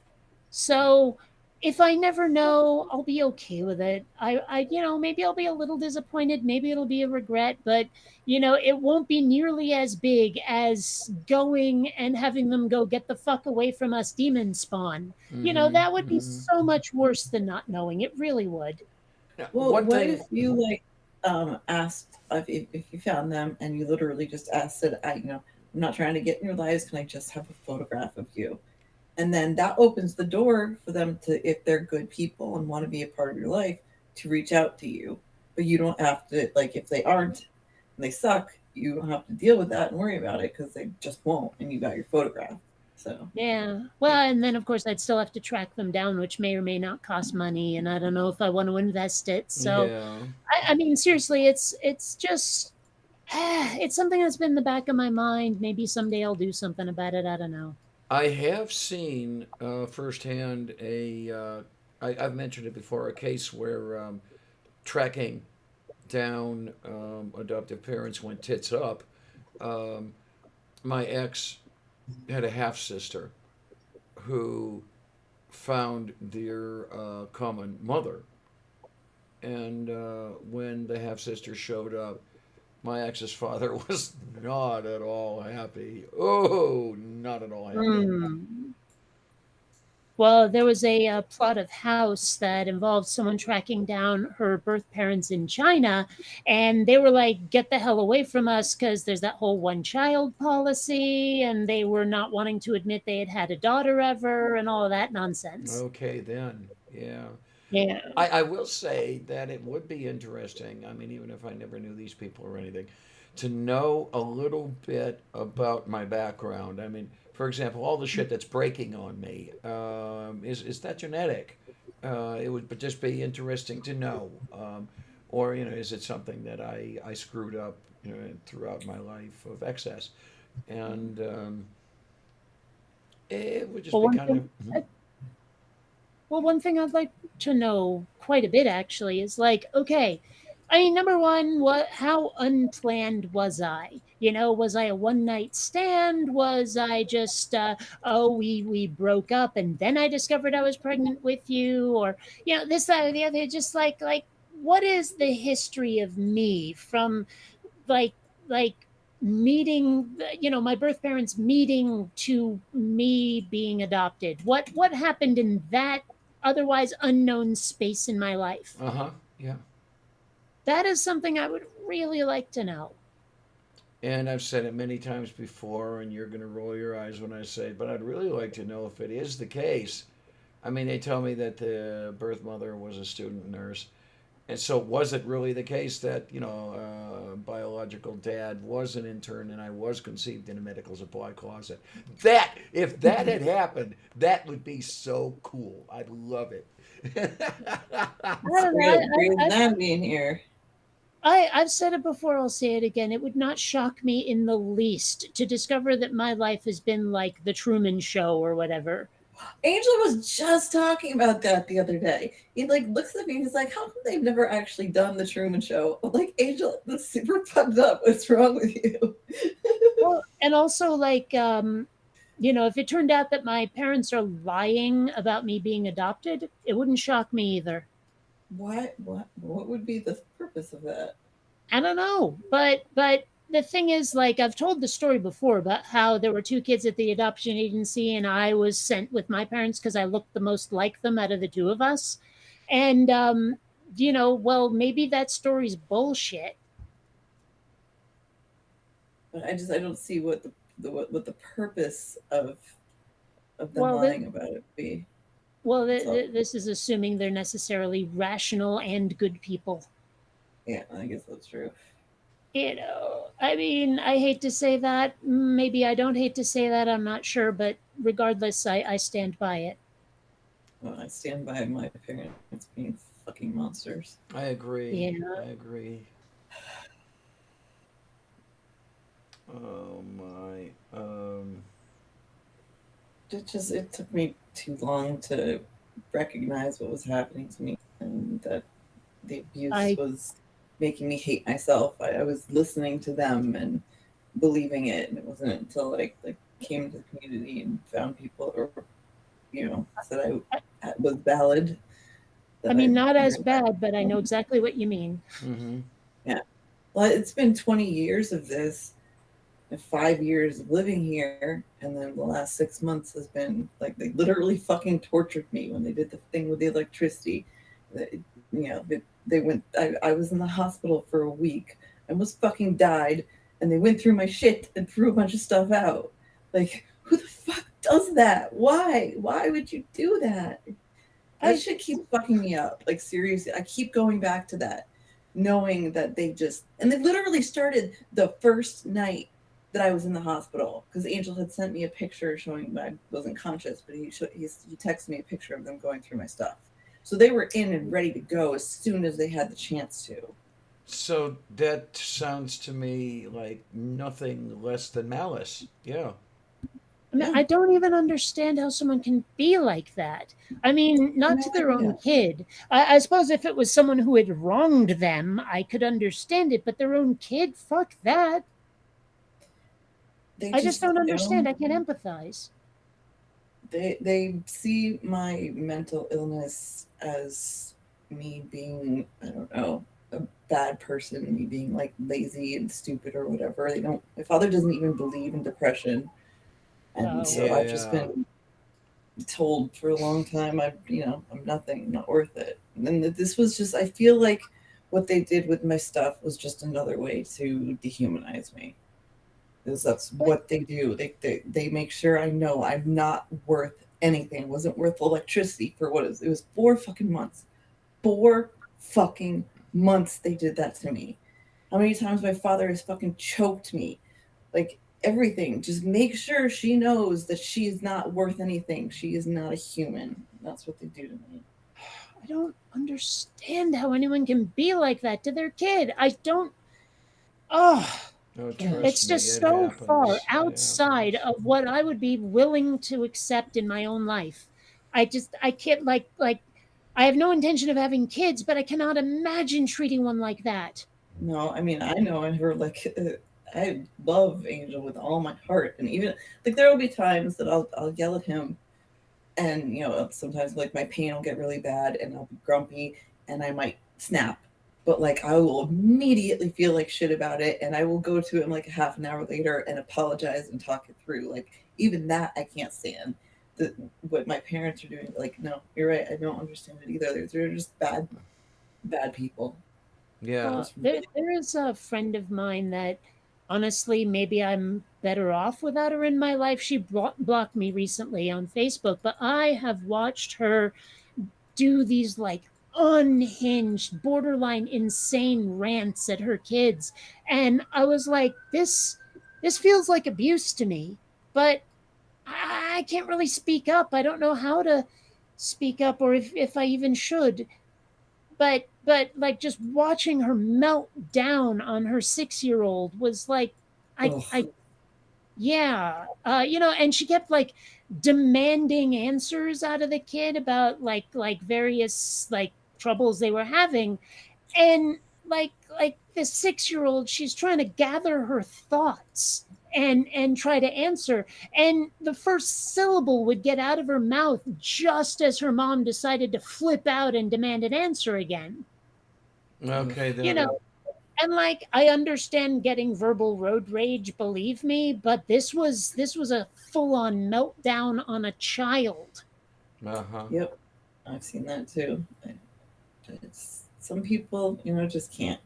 Parenting is fucking hard. Yes, it But that's, is. I mean, that's not an excuse at all for treating your kid like that. That just, like That's I the- think one of the reasons that I've been able to do what I do is because I started off so fucking hard. Because Angel was very sick. He almost died when he was born. He was hospitalized for 3 months.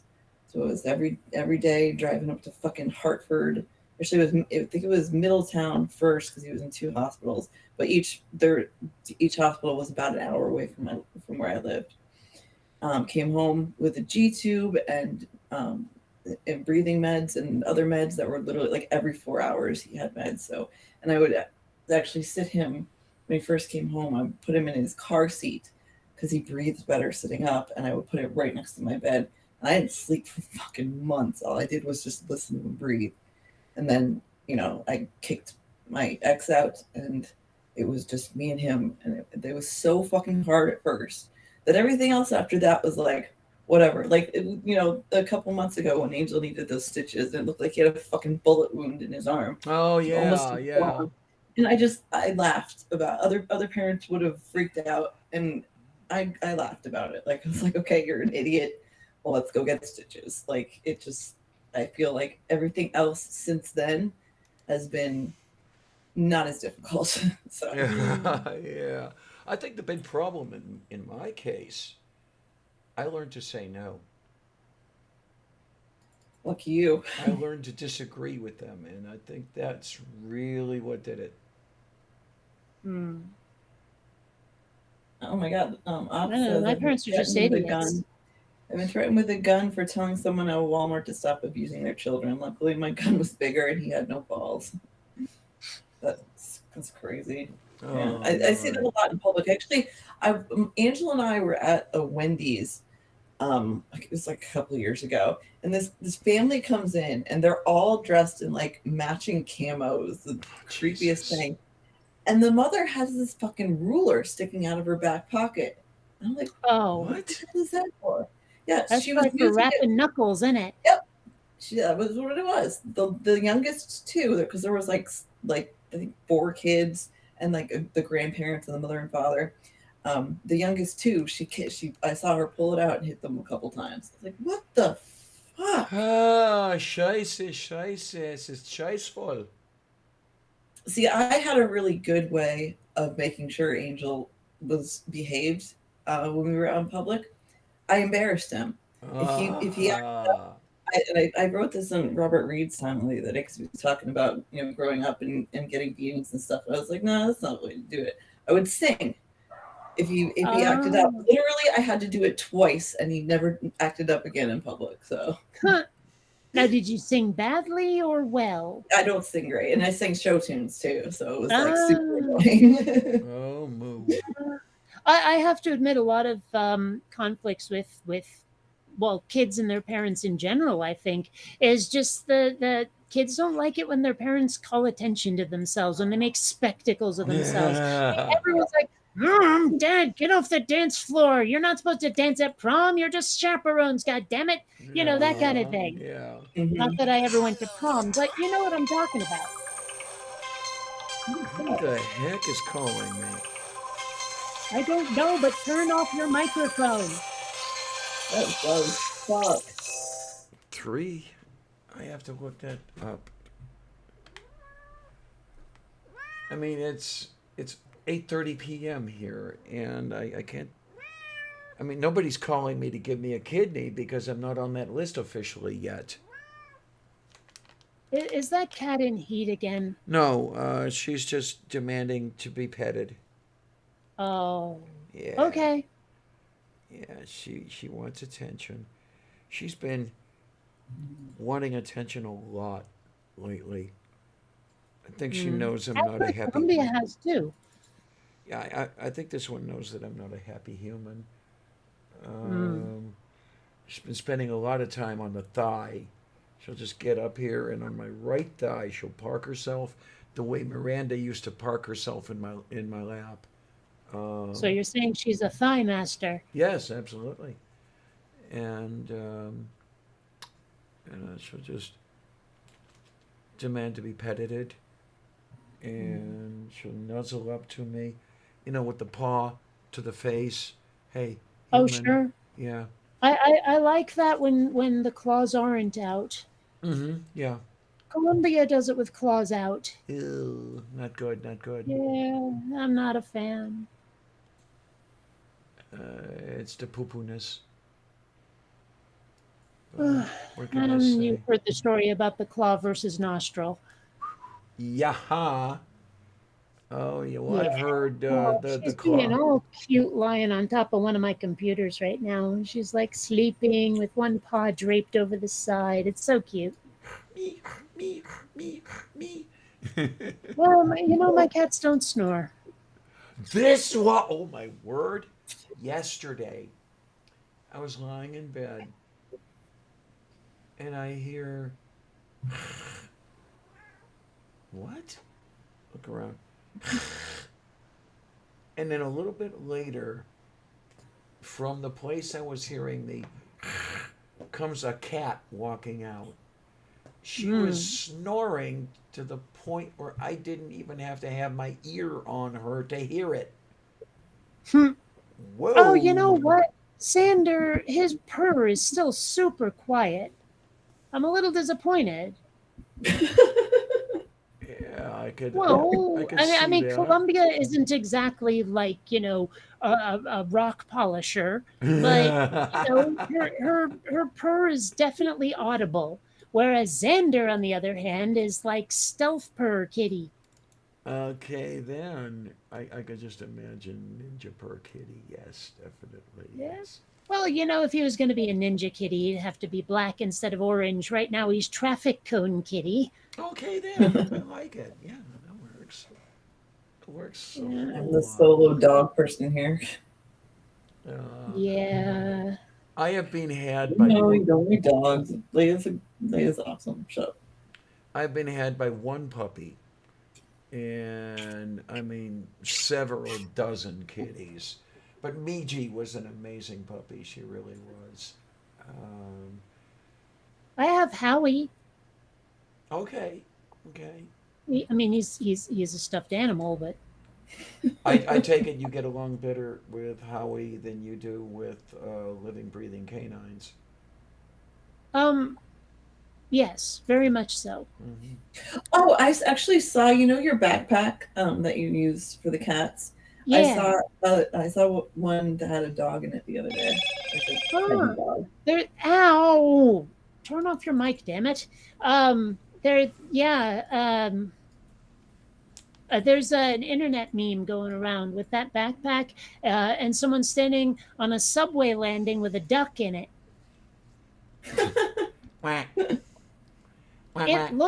It looks like the kind of thing you might expect out of Japan, because it's weird how much of Japan, like, media centers around their subway system. Whoa. Like, I didn't see the seriously, answer a weird they had. amount of Japanese pop culture seems to involve the subway. That's That's interesting. interesting. I don't know. Maybe I'm just weird for having noticed it. I don't know. like, okay, you know how I sometimes make these weird connections with things? Yeah. I do Well, that too, though. well, but I mean, this one was kind of random. Like when I figured out that there were a lot of people of Russian descent in Idaho, just because of the word potato. And then there was like this one that I was thinking of where I was trying to imitate an Australian accent, and suddenly I was thinking, wait a minute, where did this accent come from? And then I was like, okay, they sent a lot of like prisoners from Europe to Australia, and I'll bet a lot of them were Irish, which is why parts of the Australian accent sound kind of like Boston. You see, and like that's a hell of a leap, but it turns out that it's kind of true. That's pretty cool. Yeah, That's it's Sam, you would just know. this is probably why I'm so damn good at 6 degrees of Kevin Bacon. You know.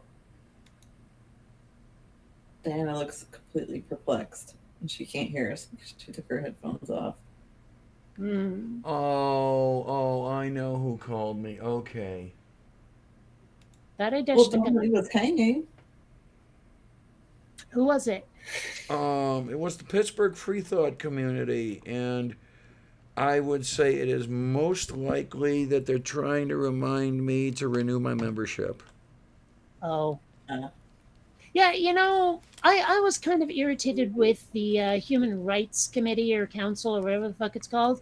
Because I had donated like $5 to them at one point, just a one-off $5 donation, Oh, here and he then they comes. sent me mail over and over and over for years. I'm like, you guys have wasted my $5 donation yeah, trying to get me to just thinking donate that. more. Uh-huh. Yeah. All the money You that we know? spent ended up going to postage. I'm like, you guys, seriously, you're getting in your own way here. Yeah, absolutely. No, I've been meaning to renew my membership anyway, but no, at least I'm satisfied that I know who called. So I'll get around to. They're good people. They really are. And oh well, what can I tell you? All right, I gotta get going. I have video games to play with the Oh angel before my. bed. Yeah, there's a No. game on my Steam wish list that's on sale for like way cheaper than it's ever been. I might have to purchase it. Oh, Totally should, especially if it's been on your wish list. Yeah, Like- I know it's, like- it's a tough life being a mom to a teenager. Well, like So- $25 down to $6.25. Oh, then yeah, That's I a can definitely nice, do that. yeah, nice discount. Does it Yeah. have spaceships and lasers? Yes, indeed. Okay, then all the more reason to get it. Yeah. I mean, why on earth else would it be on my wish list, right? Nah, that's not even true. I have some other stuff on there, but the other stuff usually involves dragons Oh, okay. For or whatever zombies. for whatever Well, reason, good night, ladies. well, I'll see good you night, on honey, Sunday. and thanks for coming by. Sincerely, Have we're fun. gonna have to I make will. this a regular occurrence. I mean, a more regular occurrence than it already is. Yeah, it's Absolutely. good having you on the show. Yes, it is. Thank you. I love coming on. You guys are wonderful. Thank you so much for having me. I will see you on Sunday. Okay. Yay! Yay! Night, guys. Night, night, honey. Have fun. Oh my, oh my. Yeah, it's always great to have Amanda here. Yeah, yeah. I keep telling her, and I mean, okay, granted, this sounds really technical and not like the compliment it is, but I keep telling her that her presence has never been a drawback. There you go. Yeah. And I mean, yeah, it never has, and that's good. And yeah, so I mean, I don't know if other people realize that for me, that's one hell of a compliment. Okay then. Yeah. So, you know, It is very, very, very, very, very, very moo. Yeah. Like, okay, you know how I kind of like to bitch a little bit occasionally about Little are you bit. okay about this issue? Hush up, you. You know that like where YouTube changed its rating system from a 5 star to a thumbs up. I almost never rate anymore because it's too much of a commitment.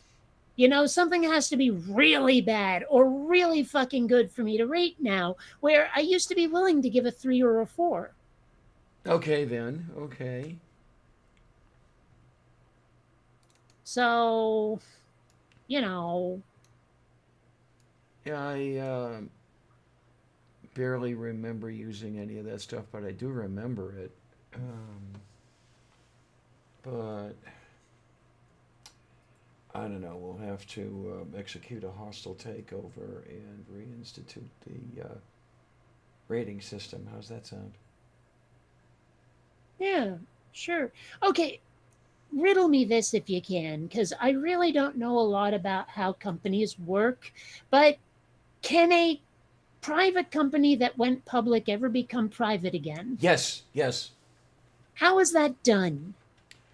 Well, let's see. One way is the company buys up all its outstanding stock, and then But they. isn't that, well, wait, but I don't think they can do that because of stock buyback laws. Okay, now I haven't looked into things recently, so maybe things have changed. Well, what I've been hearing about stock buyback is that a lot of people are doing it, like a lot of companies are doing it to artificially boost the price of their stocks by making them more rare, right? And so Uh then people will buy the stocks thinking, "Wow, this is going to get me a lot of money," and then the bubble bursts. huh. Okay. Okay. Meanwhile, the people who bought all of those, like who did the stock buybacks, and when they sold them off at the high price, they made out like bandits, and a bunch of other people got screwed. So it's like I'm not sure that they can just buy back all their stock just due to those rules. She's got a point. Maybe things have changed in the time that I haven't been looking, which is a I long mean, time. maybe if there was some sort of like explicit declaration, I don't know. Like we are not doing stock buybacks. We are buying back our stocks to take the company private again. I mean, I don't know. How to take a company private. Okay, here we go. Private from public. Okay, let's do that. Okay, according to this thing, which is from Investopedia, I don't see the date on it. With a public to private deal, investors buy out most of a company's outstanding shares, moving it from a public company to a private one. The company has gone private as the buyout from the group of investors results in the company being delisted from a public exchange. Let's look for. Okay, this was reviewed on 30 April of this year. Okay. So maybe it is possible then to still do the buyback as long as you do it the right way or something. I don't know. That's what it sounds like. I mean, I've been idly curious about it for a while just because I've been hearing a lot about the whole stock buyback thing, and I got to wondering. I guess now I know. Okay, then. It is moo. It is very moo. You do realize just how moo this is, right? Yes. Oh, Clarion, you're a piece of work. Anyway, what have we got over here? I'm not sure how much work went into you, but all right. You've got to work hard to screw this up. I'll tell you. You can take it from musicians, some of the parody musicians and everything else. You've got to be really good to sound bad intentionally. Oh, well, okay. Um, it's funny because I was seeing something. Oh, yeah, it was my friend Tom showed it to me. It was this video. about some sort of like scale or progression or something that nobody had ever been able to make sound good. I forget what it was called. This weird like technique of play. It was almost like playing in a certain octave or key or something, Okay. but I didn't really get it. But it does sound really, really awful. It just sounds dissonant and terrible. But then, like they turned these musicians loose on it and said, "Make this sound good." And while like one or two of them failed, most of them actually did it really well. And I was like, "Huh? How'd you manage that?" Okay. Okay. And I have strong feelings on like musical keys and stuff. Yeah, yeah, yeah. Definitely. So me saying these guys did kind of well with it, that means something. Yeah.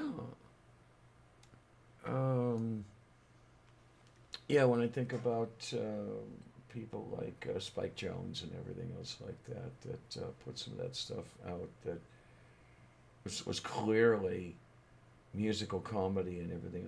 These guys were really, really good at what they were doing, and they had to be to Well, hmm? I think Weird Al doesn't get enough credit, frankly. You could be right. Yeah. A lot of people will go like, "Oh my gosh, well, like, how old are you? You're still 12?" Blah, blah, blah, blah, blah, and all that. And I'm like, okay, but have you listened to his polka medleys? I don't like polka, but they're hilarious, and he does them really well. Mm-hmm. Mm-hmm. And like when people sort of devalue, say, for example, metal music, I'm like, but these people are doing really, really well. I mean, those guitar solos are complicated as fuck. I'm not sure I could ever learn to do that. Maybe I could, maybe I couldn't, but I don't know. And you guys are just saying, "Oh, all it is noise," and I'm like, okay, EDM is noise because there's no melody in there, but this stuff is pretty good actually for what it is. Mm-hmm. You know, I don't know. It's just like, okay, if it's genuinely not to your taste, fine. But if you hate on some music just on some misbegotten principle, then fuck off. Mm-hmm. Yeah. Yeah. There's. It's like the whole satanic panic. Oh, you don't get to go to a Kiss concert nonsense. Okay. Yeah. I mean, there's a lot of this stuff that's out on the market now that I could personally do without, but it's only because I don't like it. If you want it, you can have it. Yeah, well, you know me. I like my music to have a melody, and a lot of today's music doesn't. Okay. Okay. And yeah, you said it's one of the reasons you don't like the. So a lot of the stuff I dearly love, the Mozart, Beethoven, that sort of thing. Because it's like they're doing some sort of weird improv crap. There you go. Like maybe they wrote it down, but all of it just sounds like they made it up on the fly. Sometimes that is what happened. Well, that's not what I want out of my music. Like, sure, in a guitar solo, but otherwise, nah. I mean, oh my word! Some of the jazz improvs I've heard have been, I've dearly loved them, but not to everyone's taste. Well, I haven't heard a lot of it, but I mean, like, I'm not a Woody Allen fan, but I do like Sleeper, and Sleeper starts with some of that improv jazz stuff, and honestly, I find it extraordinarily annoying. Like it triggers my ADHD pretty hard. Oh my, okay, It okay. makes me tense. It just I don't know. It's hard to explain. You'd have to feel it, I guess, yourself. That's why I want one of those empathy helmets. Mm-hmm. Now, there have been some really, really, I call them really, really good jazz concerts that I've been to. And the kind of thing where I'm just sitting out on the lawn and I lose myself in what these guys are doing, and it's all improv. All of it is just on the spot, um, and they are just so good that they can pick up on each other's leads and they can follow each other, and it just, I mean, you can sit there for an hour with one. But so many of them seem to end up devolving into Mary Had a Little Lamb or Three Blind Mice eventually. With, I Okay. mean, seriously, like every time I've heard someone do like jazz busking or whatever, they start throwing in nursery rhymes for no good goddamn reason. Well, it is a good way to fill some bars, I will tell you that way. Eh, I mean, I've been known to do it because once or twice I've done a little bit of improv, and yeah, you throw in not so much the nursery rhymes, but I'm there on a recorder, just playing whatever, and then throw in that snake charmer thing, da da da da da, just to pick up on there's that a one. place in France where the naked ladies dance. There's a Yeah, hole in the wall where the men can see it all. Yeah, that. yeah, that one. And it's just something you do to, while you're thinking up the next place to go, you just throw that in because you got it up here, and it's easy to put out there. I guess I don't know. I'm not into it. Like for me, if I want to sack out and lose myself in something, I'll get like weapons grade high and put on some like 80s synth wave Okay, then. or new wave, but that is a little more active. No old wave? Um, no, Oh, okay. and not new age, mind you, new wave. It's different. Oh, yes, absolutely. No, I've got some new age stuff in my catalog here. I don't know if you've ever heard of this guy, somebody by the name of Gerald J. Marco. I've No, I found one of his albums at a used CD store back when I was in school the second time. It was entitled Pleiadian Dances. Okay, and he's going on about these people from the Pleiades. And yeah, it was that kind of stuff. It's okay. interesting, kind of nice as far That's as not a, really what I think of as new age, though. okay, what kind of stuff are you thinking of? Like, okay, I'm trying to remember the name of the guy who did it, but there's an album I was handed as a child. I forget by who, maybe my parents, um, called Deep Breakfast, That's and interesting. it's a lot of like synthesizers and woodwinds and stuff. Some people might call it space music, but it's a little bit more active than that. It's maybe somewhere between new age and space music, but it's I don't know.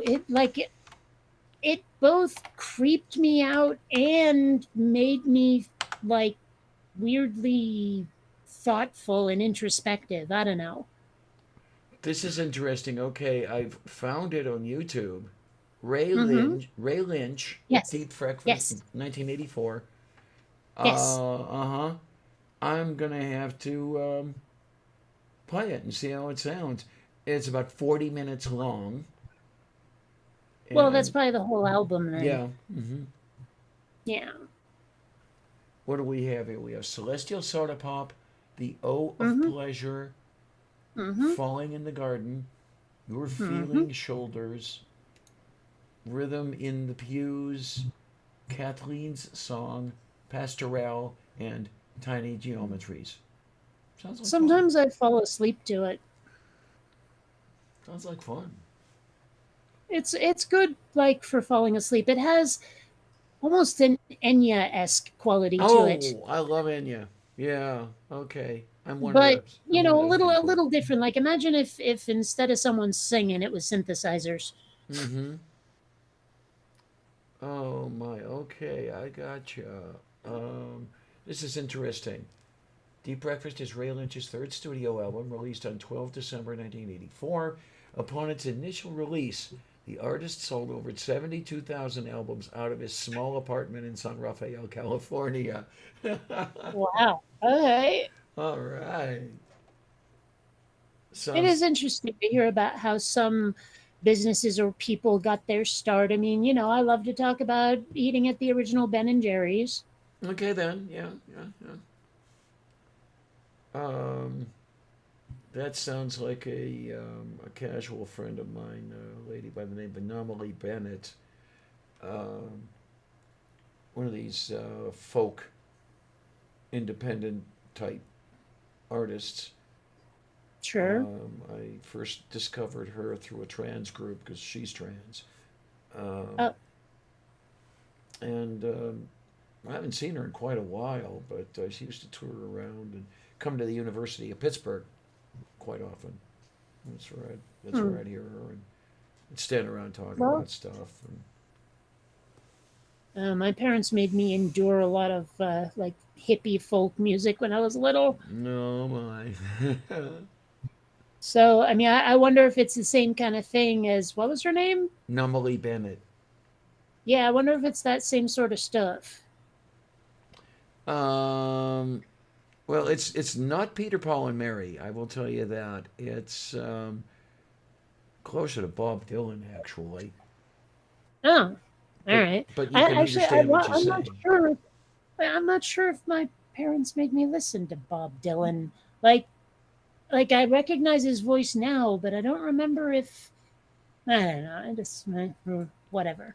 I'm personally not a fan of Bob Dylan, especially since he devolved into unintelligibility. Hmm.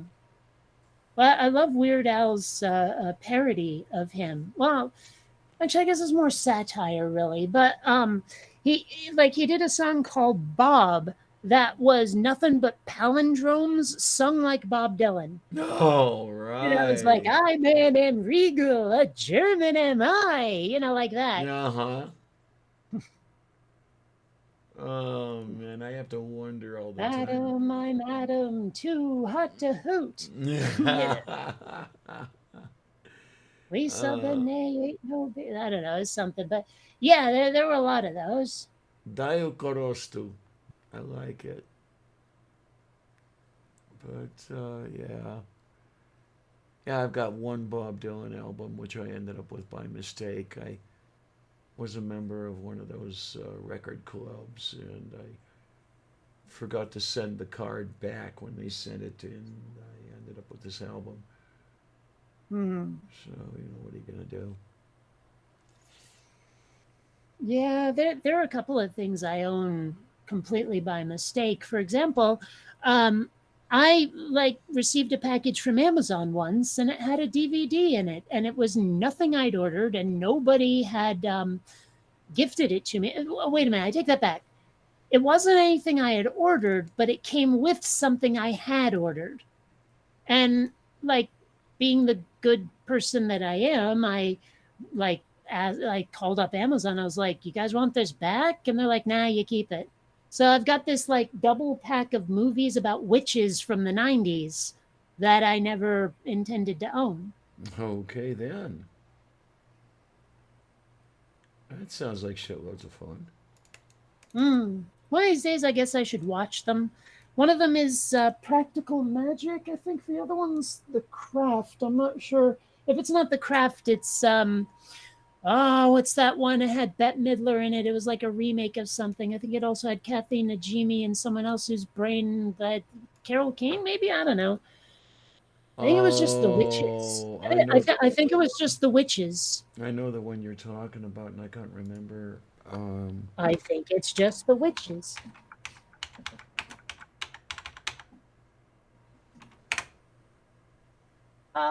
Yep, there it is.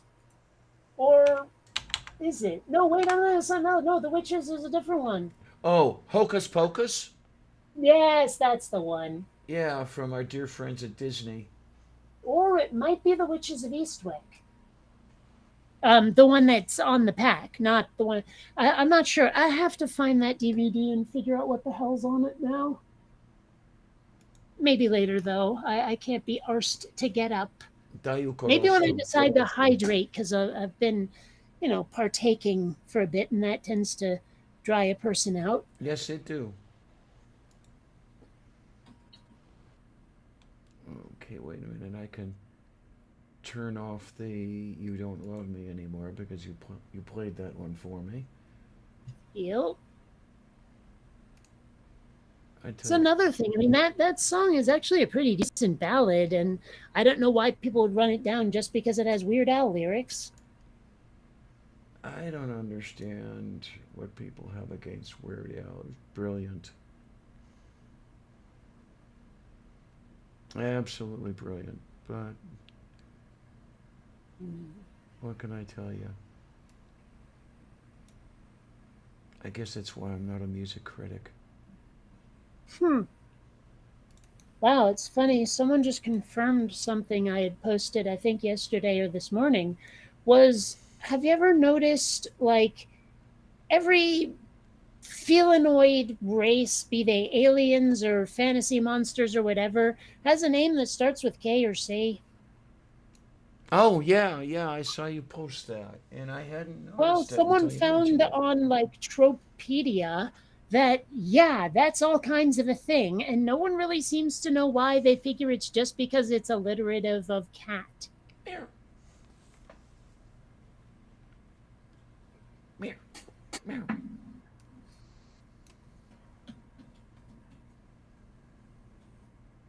Well, if you're going to alliterate, might as well do it about cats.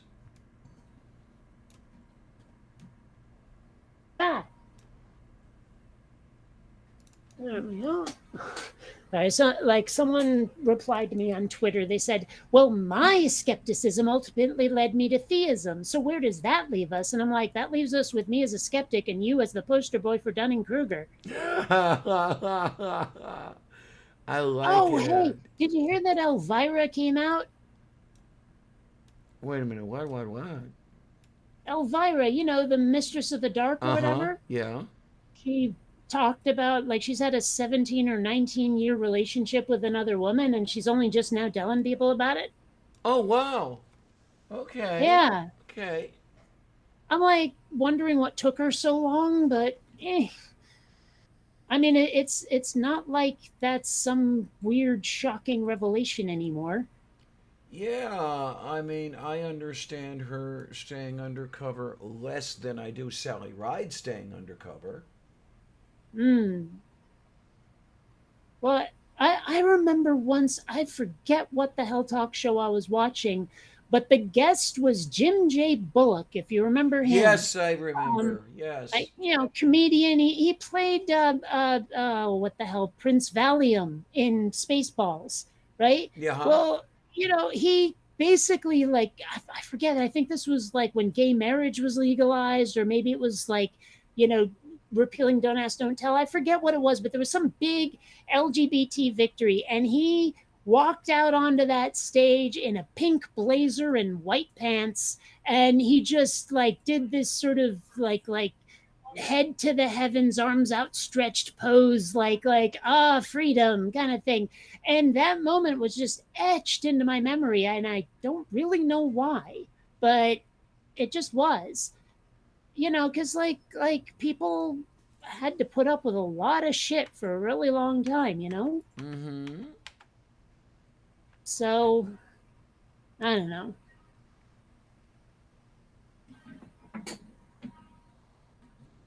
Oh my, oh my, oh my. There we are. Yeah, okay, so it's in the Advocate. Um, New York Post has a piece on it. Okay.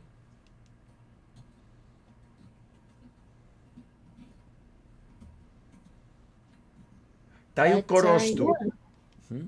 I mean, I thought that was interesting and all.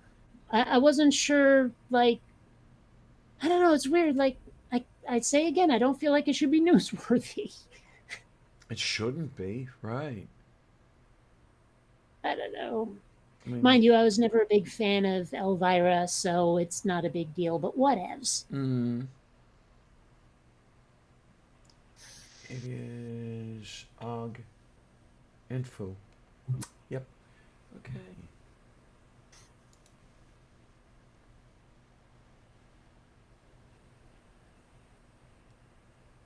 Oh Hmm. my word.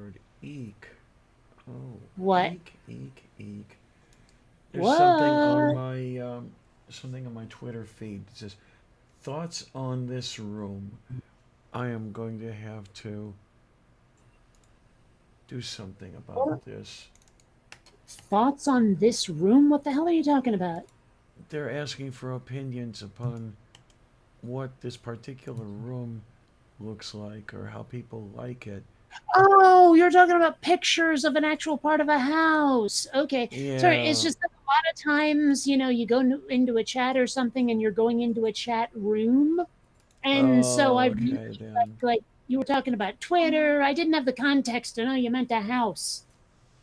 Oh, that's fucked up. I don't like that at all.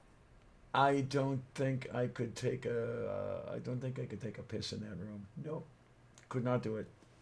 I don't. Well, I mean, I might be able to, use the throne, but I'm not sure I could take a shower with all those dots looking at me. Oh, moof beef. I see that the comments have changed a little bit from when I first picked this up to when I shared it. The one I like is the beagle shaking its head, with no. It's a common. What's the word I'm looking for?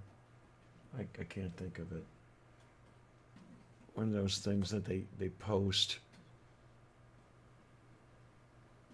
There's supposed to be responses. I don't know. Whatever. Sure. Yeah. Okay, we're gonna.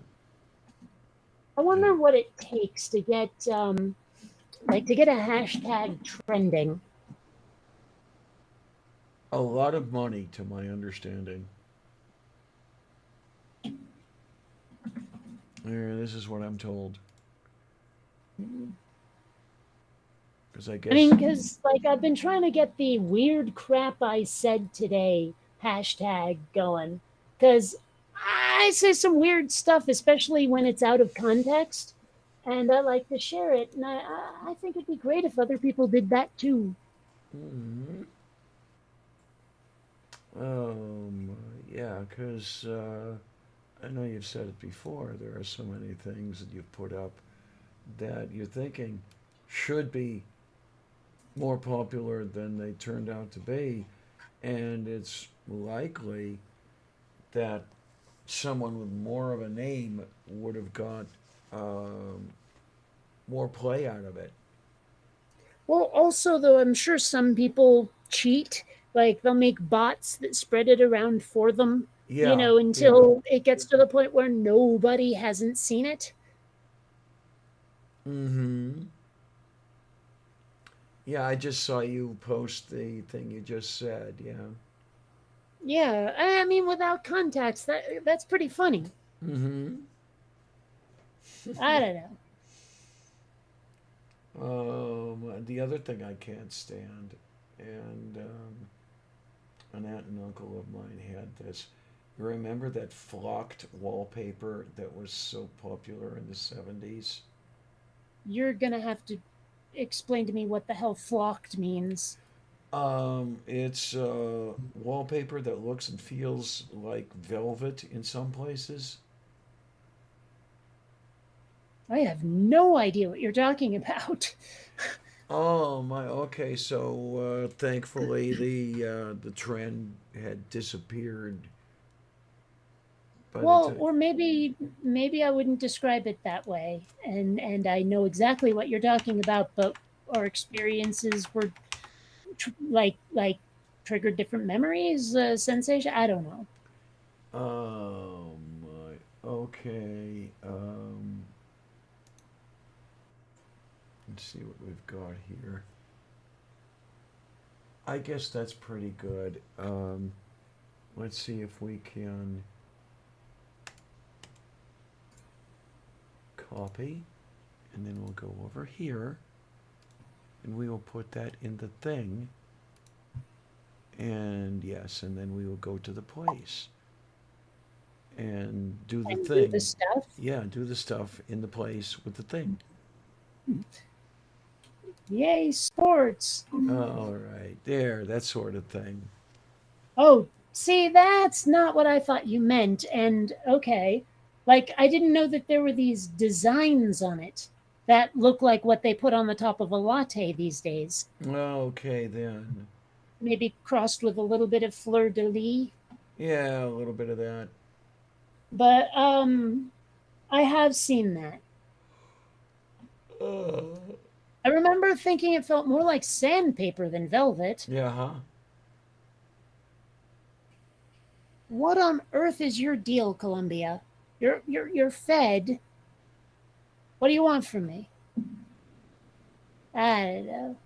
I don't know. Actually, I should probably feed me. Oh my.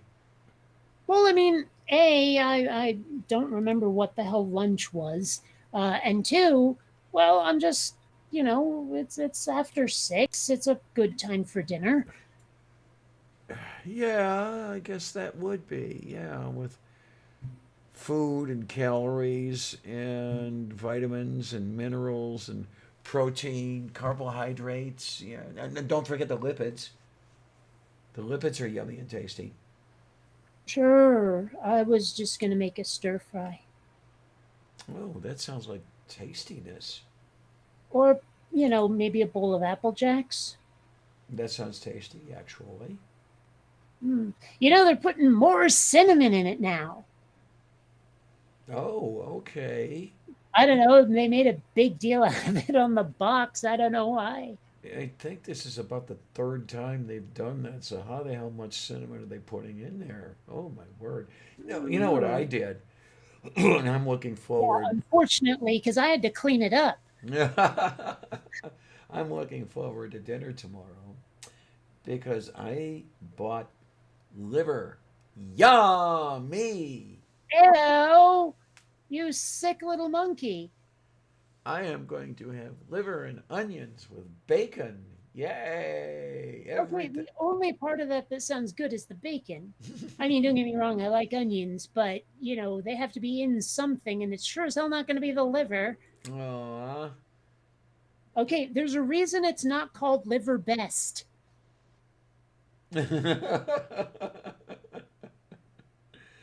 Oh my, oh my, oh my. I'll tell you though, it's I was really weird when I was a kid. Well, I still am, but it's I liked all that stuff. I liked liver. I liked broccoli.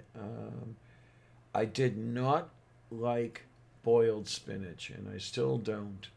There's a reason for that. It's like I don't like trying to eat wet toilet paper. Well, unless it's nice and crispy, like, say, iceberg lettuce, I'm really not a fan of anything leafy. Mm-hmm. Well, okay, and marijuana, but still, I stand by it. Yeah, I really like raw spinach.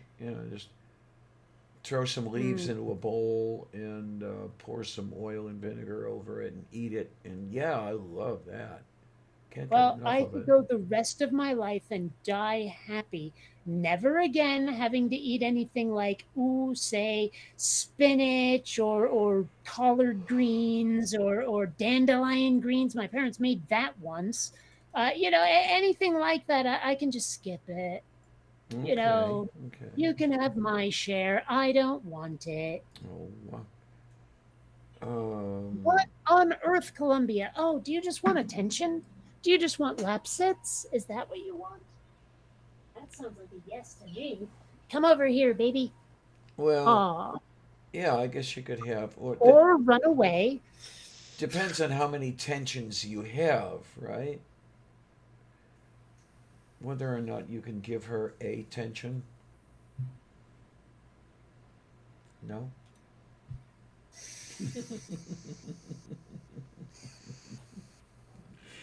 You realize that this is an ongoing theme here, right? Sammy Jenkins. There we go. There we go. Sammy Jenkins would like to know, what are Apple Jacks? They are a breakfast cereal shaped kind of like Cheerios, if you know about those. But But bigger. yeah, They're closer to Fruit Loops. yeah, and they are flavored with imitation apple pieces and cinnamon. Mm-hmm. And I mean, I would rather have a cinnamon roll than Apple Jacks, but Apple Jacks will do in a pinch. Well, but a cinnamon roll doesn't have the apple taste. Really, yeah, she's got a point. She's got a point. Oh, I know. A cinnamon roll and an apple fritter. Just put them on the plate and mash them together and eat them. Yeah. You know, in my entire life, I have never had an apple fritter. Oh, you poor child. I'm not even really sure what it is. Um, it's sort of like the shape of cinnamon rolls, right? The round Sure. and flat. Think of one of those with apple pieces in it and drenched in that melted confectioner's sugar. Oh. Yeah, that's not what I was picturing. Like, okay, the stuff they use to put like all the good stuff on a cheese Danish, like the bready part of the Danish. Uh huh. I was picturing something like that crossed with an apple pie. Where like they'd have some apple slices or mush or something underneath a mesh or a lattice, but Okay, okay. cheese Danish sized.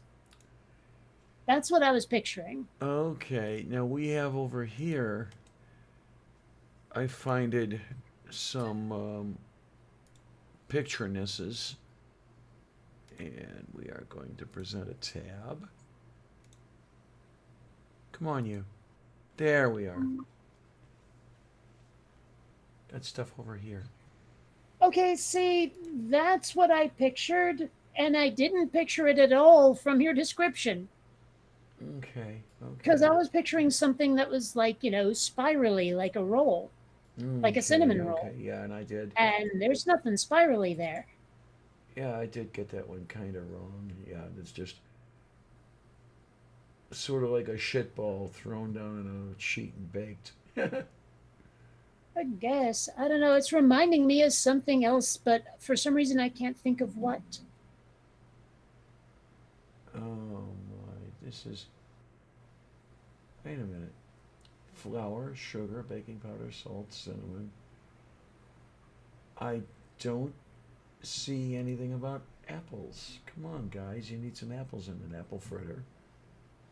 Well, it's funny how there's no cheese in head cheese. Right, right, right.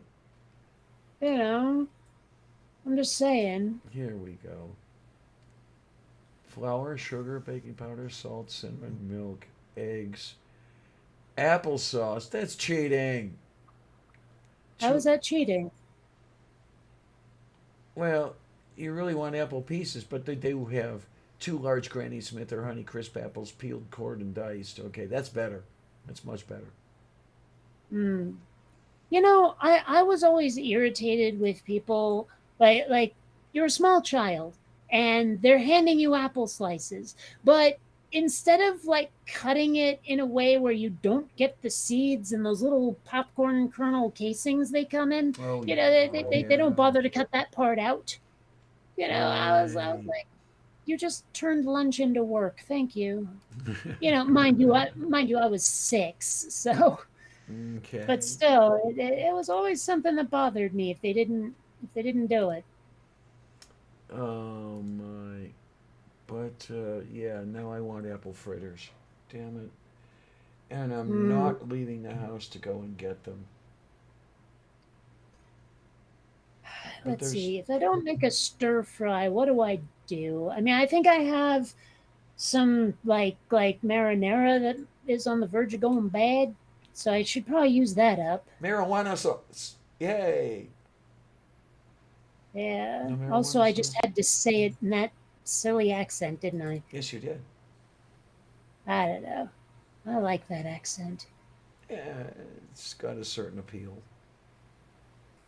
And Like you. it's probably because, like, Jewish and Italian relatives, most of them like living in upstate New York, Alrighty then. Yeah. some in Connecticut. Oh my. Okay. So, okay, like, do me a favor. Say the name of that state the way you would normally say it. Which one? The one you just said? Yeah. Connecticut. Okay, see, because when you say words like chocolate and business, I would have expected you to say Connecticut. Oh yeah. I don't know how that did not happen, but it didn't. Yeah, that's weird. It's kind of like, I don't know. Uh, connect the cat. There you go. Connect the cat to what? I don't know. But what would you like, dear? You with your claws I shredding see my a chair. purple. Oh! Hello, purple deer. How are you? Yay! Oh my, oh my. Yeah, we got a couple good people in here. Hi, Von Rick. Yay. I still need to call you, I know. Oh my. And Colleen is here. Yay. Oh, hey. Actually, I know a few too many Colleens to keep straight which one's which. I never thought I'd know that many Colleens, but apparently I do. It's kind of like when I moved to Seattle, I know I've mentioned this before, half the people I knew were Erics or Ericas. Okay then. It's kind of like, if your family's Italian, you're going to have at least 5 or 6 relatives named Tony. At least.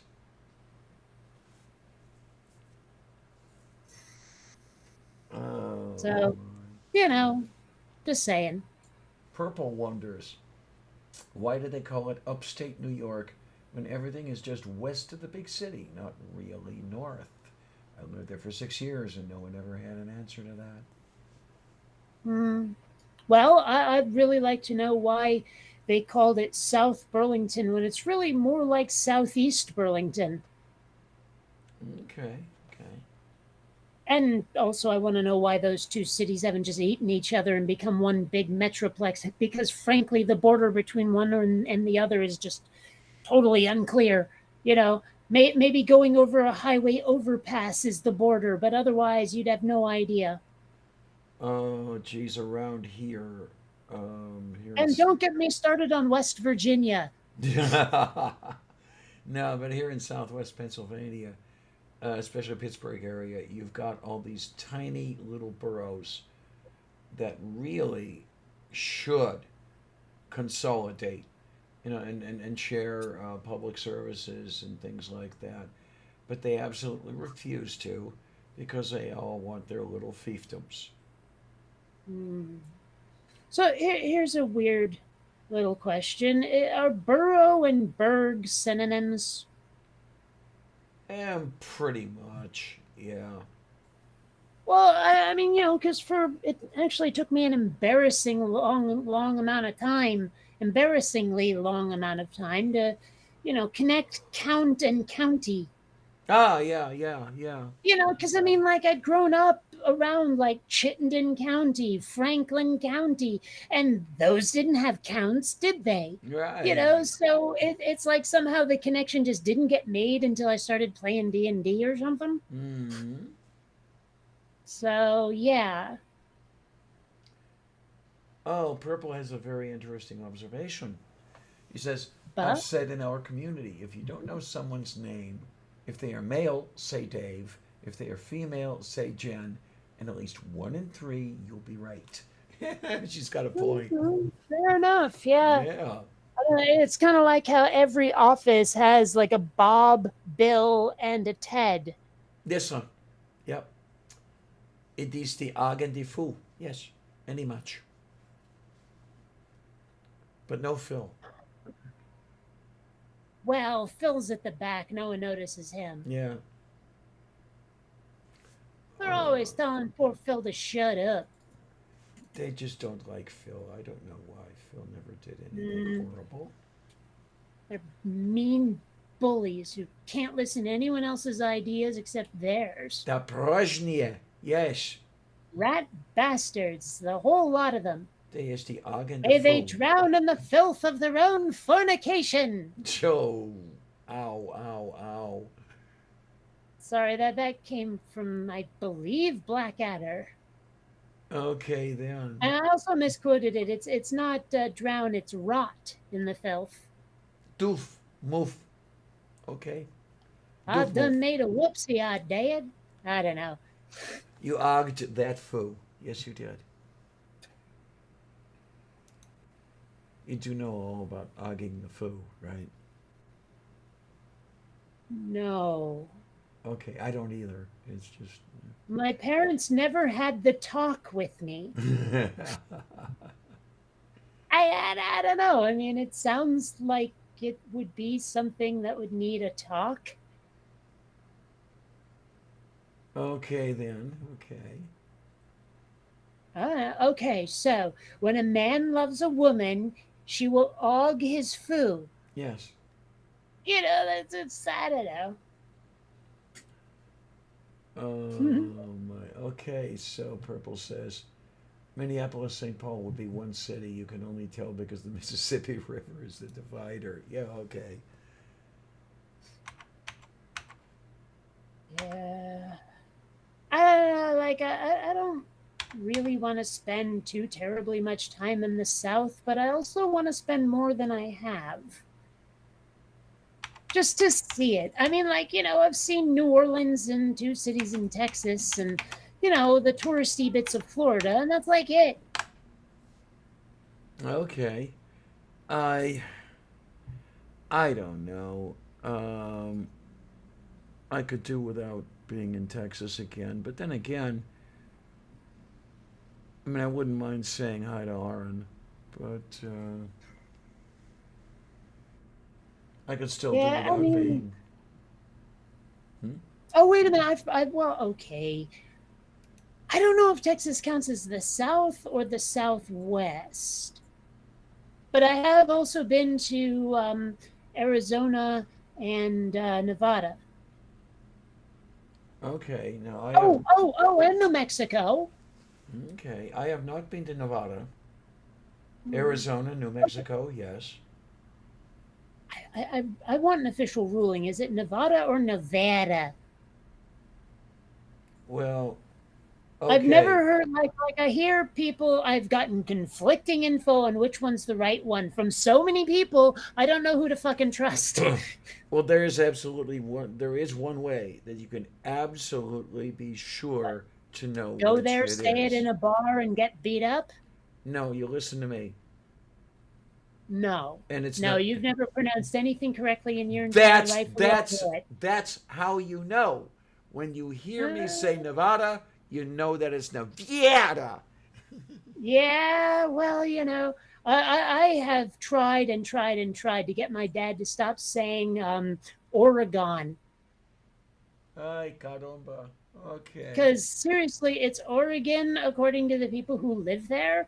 Now, I mean, I was raised in Vermont, and everyone there said Oregon, and there is a logic to it. I mean, polygon is a thing, you know? So, I mean, it makes sense that I guess the people there like Oregon and not Oregon. And if you say the wrong one to some of them, they'll kick your ass. Tayo korostu. All right. Yay. Oh, wait a minute. Something's not working right here. Oh, there we go. I guess there it's we go. kind of similar to, like, you know, if you go into a bar wearing the wrong sports jersey. Yeah. Especially in this city.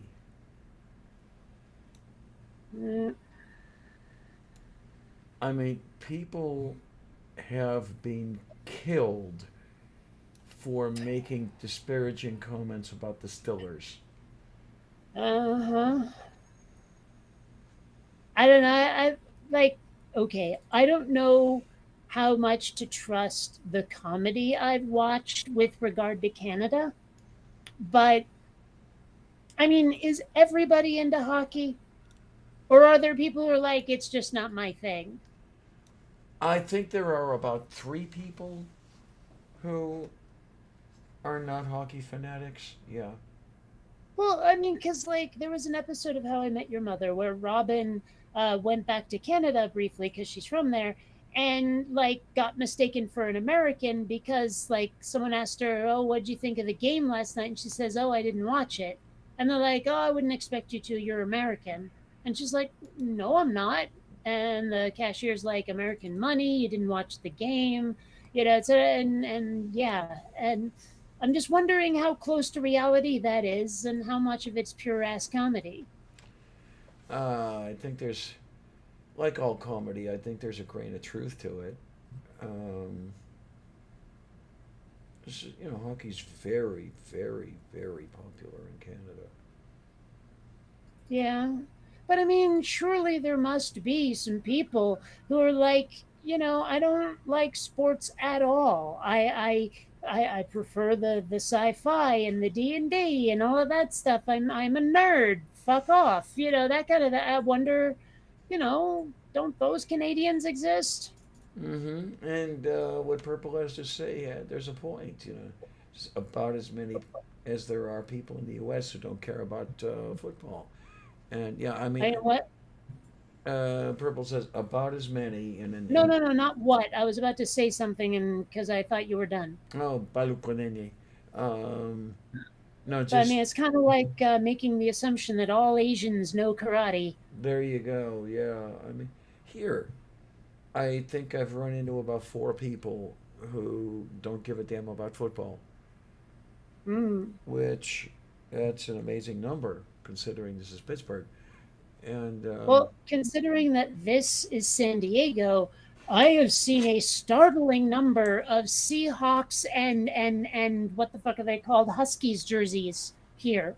oh wow, okay. Like seriously, the Seattle football for like the state team and the college team are real. But I mean, I've also noticed how many Washington State license plates there are here. It seems like a lot of people left Washington State like I did and came here.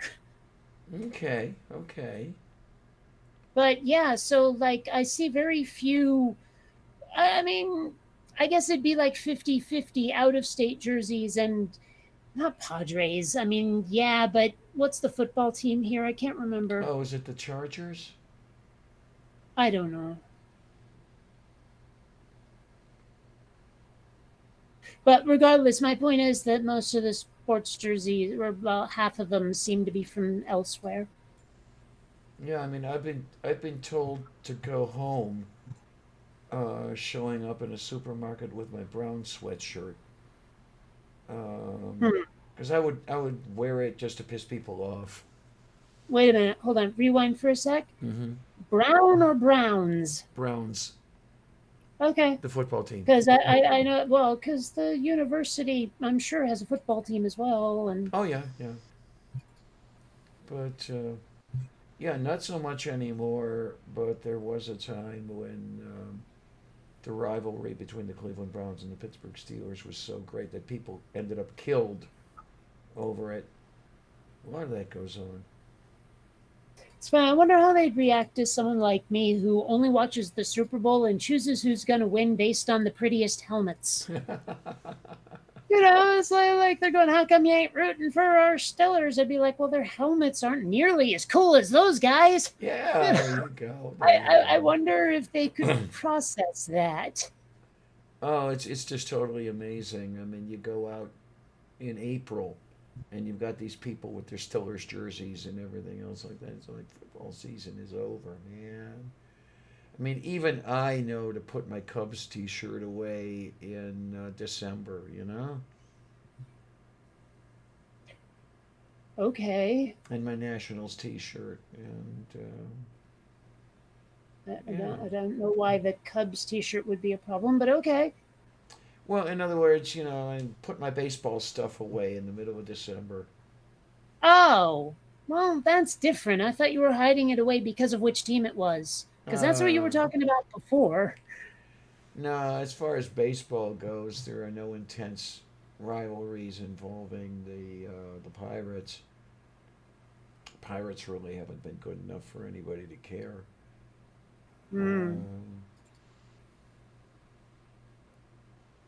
I don't know. It's weird. Like, I forget what it was I was watching, but someone was saying that. Well, actually, I think it was The Big Bang Theory, and Sheldon said it that the name of a team when you're choosing an animal should be something fierce and kill. And I'm like, okay, so explain the Orioles. yeah, there you go. You know, I don't know where that one came from. I really don't. You know what we really need? That's that's what we blood need. sports. That's what we need. We need like gladiators again. We need the Secaucus squids. Okay, how about the Vermont lake monsters? That one actually exists, doesn't it? Yeah, I wasn't sure if yours did or not. I rather doubt that it actually does exist. But I Did mean, you make it up? yes. At least I Okay, thought I then it did. probably does. Well, I mean, maybe you'd heard it somewhere. I don't know. I mean, just to have a sports team named the Squids, you know? Well, you know about the banana slugs, right? Really? Yeah. All right. Actually, Perfect. I think that's University of San Diego, but I'm not sure. I forget. No, Santa Monica. Hold on. Let's see. Banana slug mask. Well, UCSC. So Santa Cruz. Okay. Oh, I knew it was one of those like San Santa things, one of the places named for a saint, but in Spanish. yeah, huh? But yeah, their team mascot is a banana slug. That is that is perfect. Oh God, I love it. I love it. I love it. I love it. So, I'm looking you want to talk about weird ass team names. I'm looking at the t-shirts. It's brilliant. Yeah. Actually, it's funny because, like, I did live very briefly 4 months in Santa Cruz. But I first heard about these banana slugs because of Pulp Fiction. Like, there's a scene where one of the characters, I think it might actually be the character Tarantino himself played. If it wasn't, it was the drug dealer dude, Eric Stoltz's character, was wearing a banana slug t shirt. Oh, you know what? It might have been the one they gave to John Travolta after they had to change out of their bloody clothes.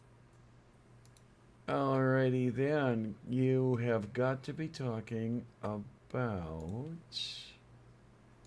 Give me half a second. Got to be talking about this. Hold on a sec. Let me. Yep, that's the one.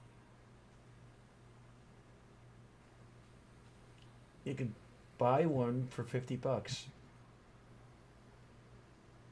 Seems a bit steep, to be honest. Yeah. But that is absolutely fantastic that somebody would make a banana slug a team mascot. Well, I mean, like I said, I lived in Santa Cruz briefly, and they look really disgusting. They look like a cross between a booger and haggis. Yay! That's brilliant. I mean, they're just really disgusting. Perfect. So, you know, In other words, nowhere near as good as a apple fritter. what, a banana slug? Yeah. Hey, you know what? If they're made out of bananas, they're vegan. There you are. There you are. Sorry, I don't know. Like, actually, it's funny because actually don't think vegans are nearly as annoying as they're portrayed.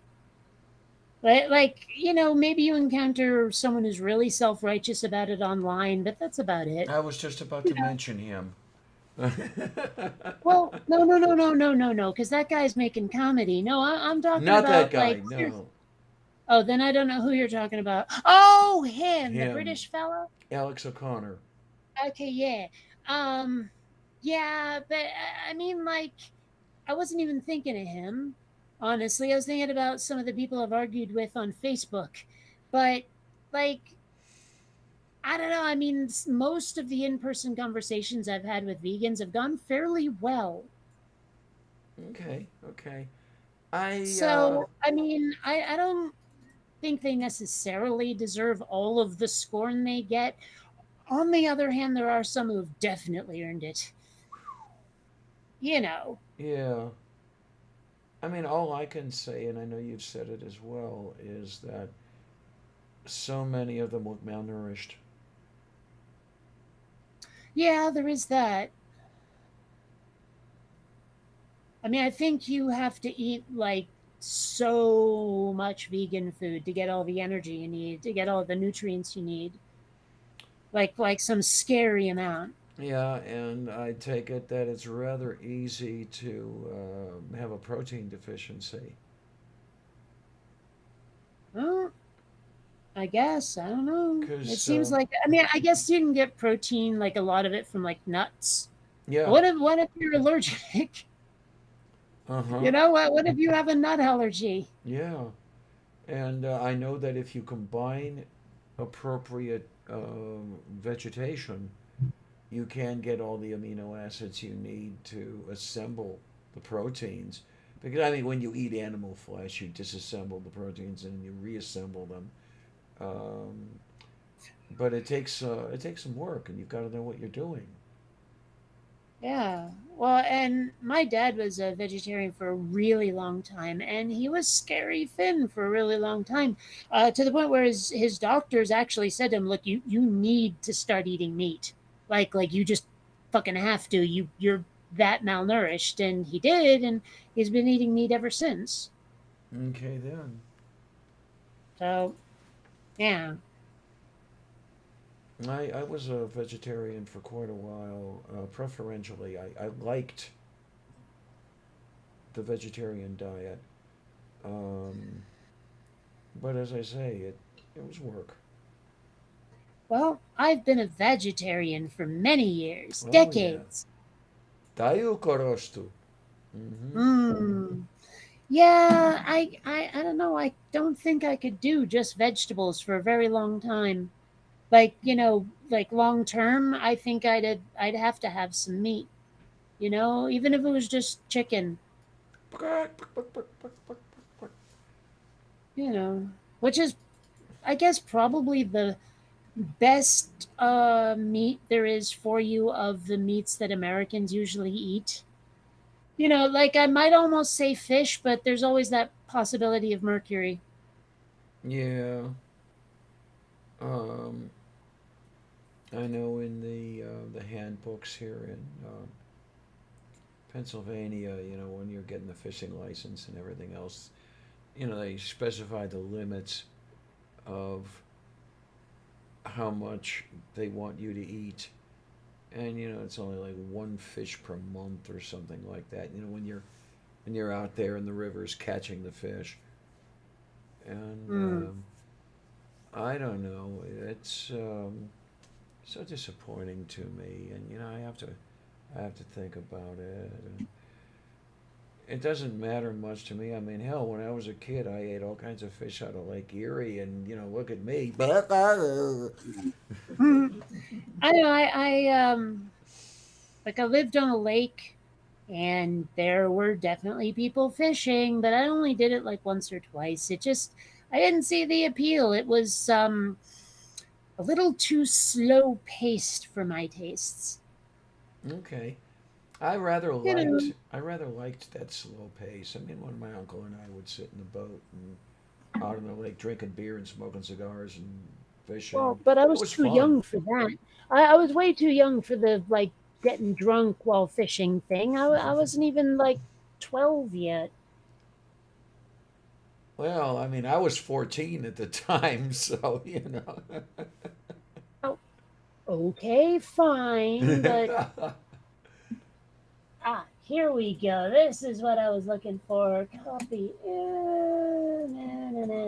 Now, if fishing was a little bit more like this, Oh, no. like I might spearfish, but sitting there with a rod and line, no.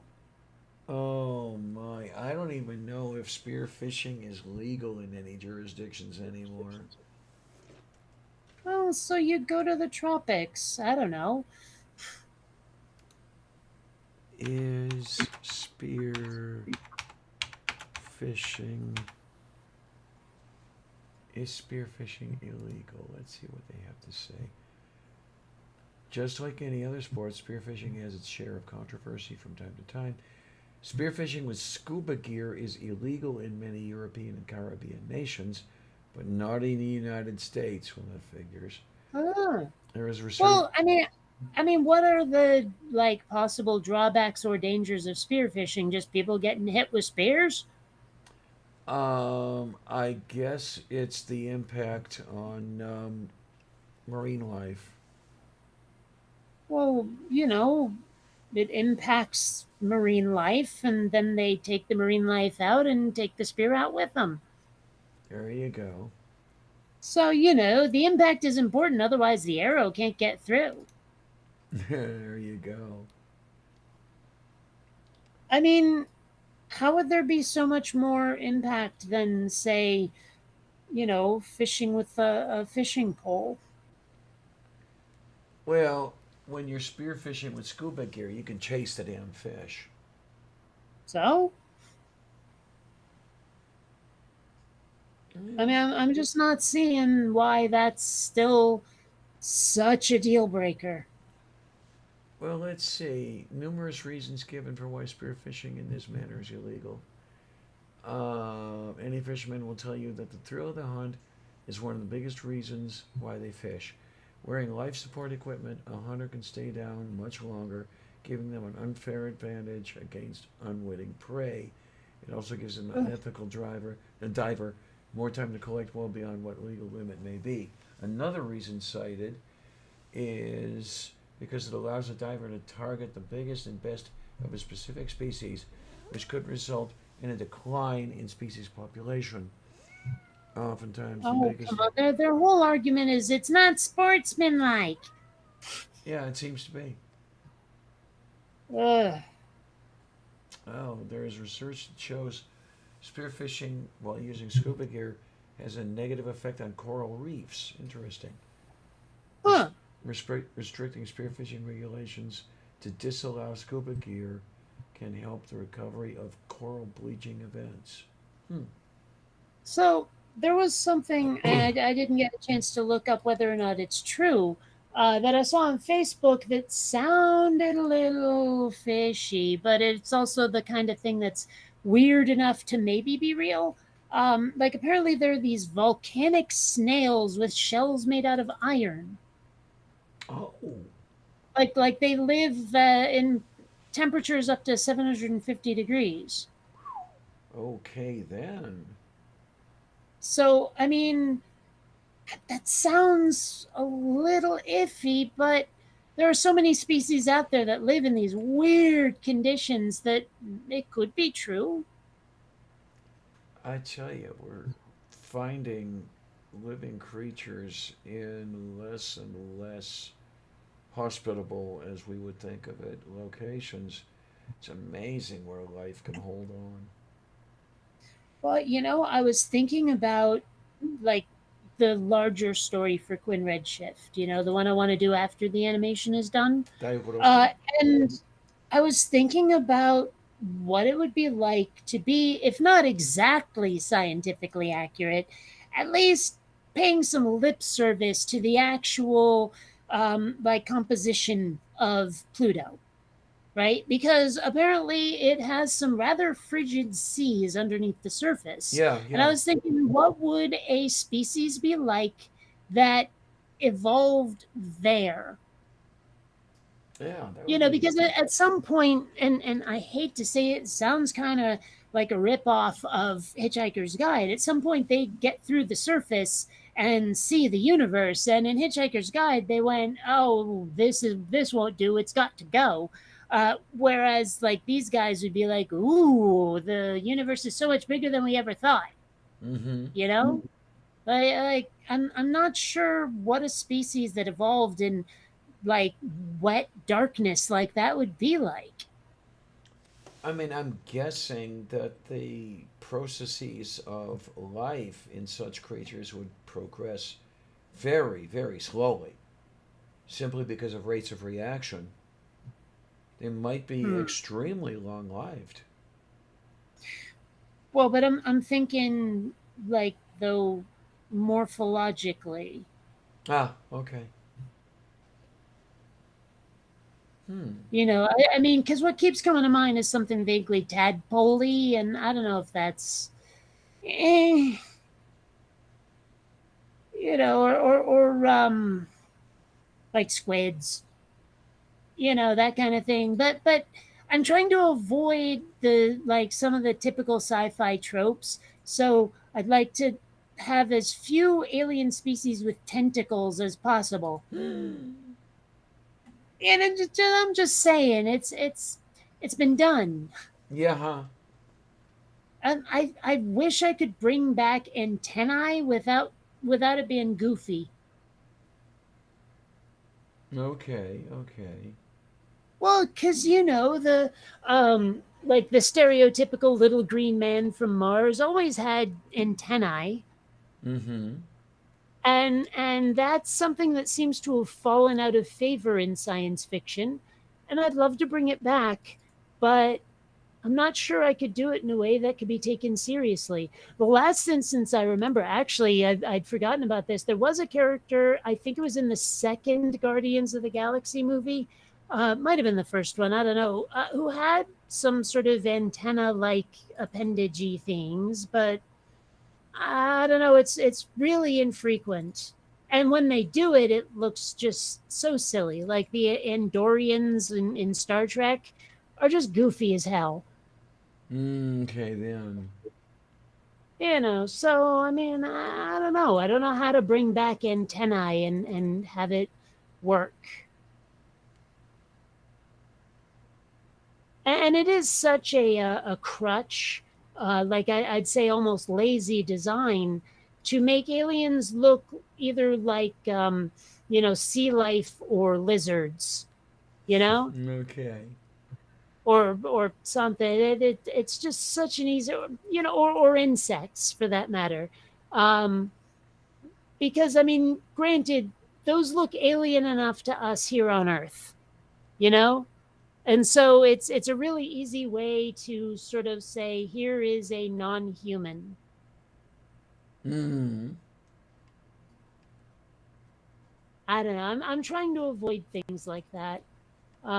But unfortunately, a lot of the times when I come up with something like that, it I don't know how to do it and not have it be goofy.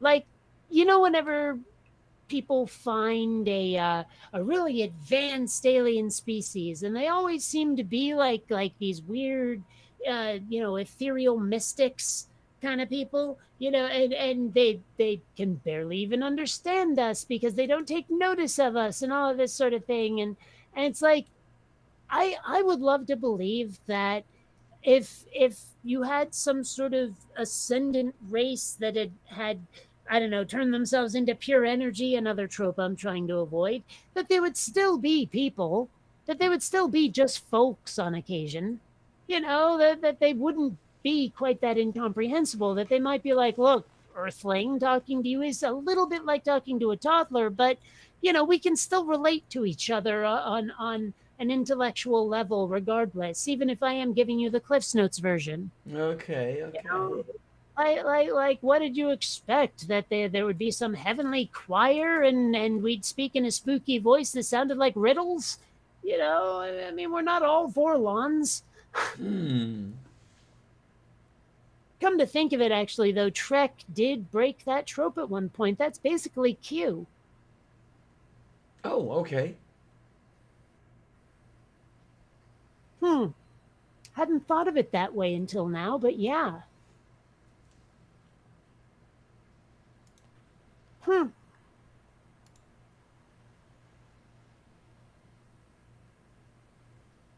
Well, anyway, it's definitely past my dinner time, so I am going to turn into a pumpkin. Oh my. You know, and then bake myself into a pie. And then I can eat you. No! Shut up, Clarion. So, Oh my word. Yeah, yeah. but when you mention pie, that's what I'm going to have to do. I'm going to have to buy a bag of apples and finally get around to making a pie. Will it be a Miss American pie? Yeah, and I'll take my Chevy to the levee and find that the Mm. levee is dry. All right. Well, I will catch you, evil geniuses, later. Have fun. Bye bye. Take care, honey. You be good. Oh my, and here I am. All alone again. Oh no. Okay, Mage says they are going to ruin Q in the next season of Picard. Okay, I'll take your word for that. Oh my, but I'll tell you what. It is getting to be around that time, isn't it? And yeah, whole new meaning to hair pie. There you go. Oh my, but yes. I don't know that I'm going to make any more food today. I've already had the last of that roast beast that I made um, over the weekend. Um, I did buy some liver. I will have that tomorrow, and I will film the preparation thereof. And I need to edit all the stuff that I've filmed already, because I have 3 or 4 films just that are raw film now, and I have to do something with them. So I'll have to get around to that, and then what is today is the 21st. On the 30th, I'm going to get my cardiovascular system mapped on the left arm in preparation for a semi-permanent mode of dialysis. Not exactly my idea of a good time, but what are you going to do? Yeah, you don't make a Miss American pie, you buy one. I came about as close as one could get to a French dip sandwich without actually making one. I cooked a chuck roast in a crock pot with vegetation all over it and around it, and served it up on nice thick chunks of Italian bread. Had all the made a gravy out of the nice juice and everything else, and served that up, and that was tasty. That lasted me about 4 days, which I guess that's pretty good for a roast that cost me about $20. And I'll tell you, animal flesh is not cheap. Not good. But oh well. I don't know. Maybe I just want to fade into the sunset.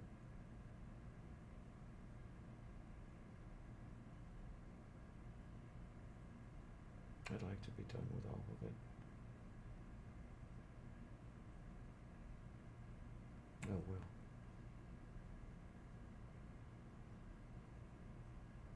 Maybe Maybe eventually. I will. Anyway,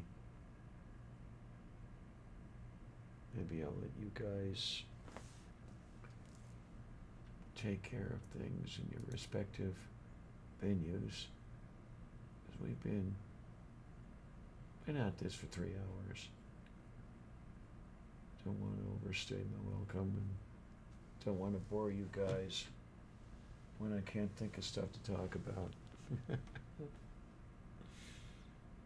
Oh, okay. Tell you what. I want to thank everybody who's here. I want to thank everybody who's not here.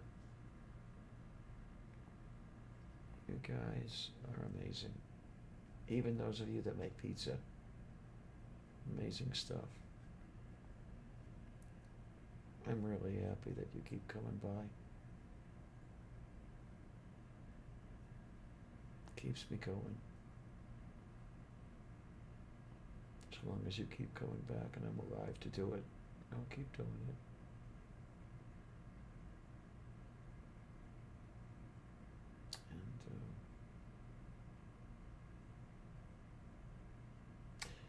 And let's see if I can come up with new and different stuff to do. Try to keep you guys interested. How's that sound?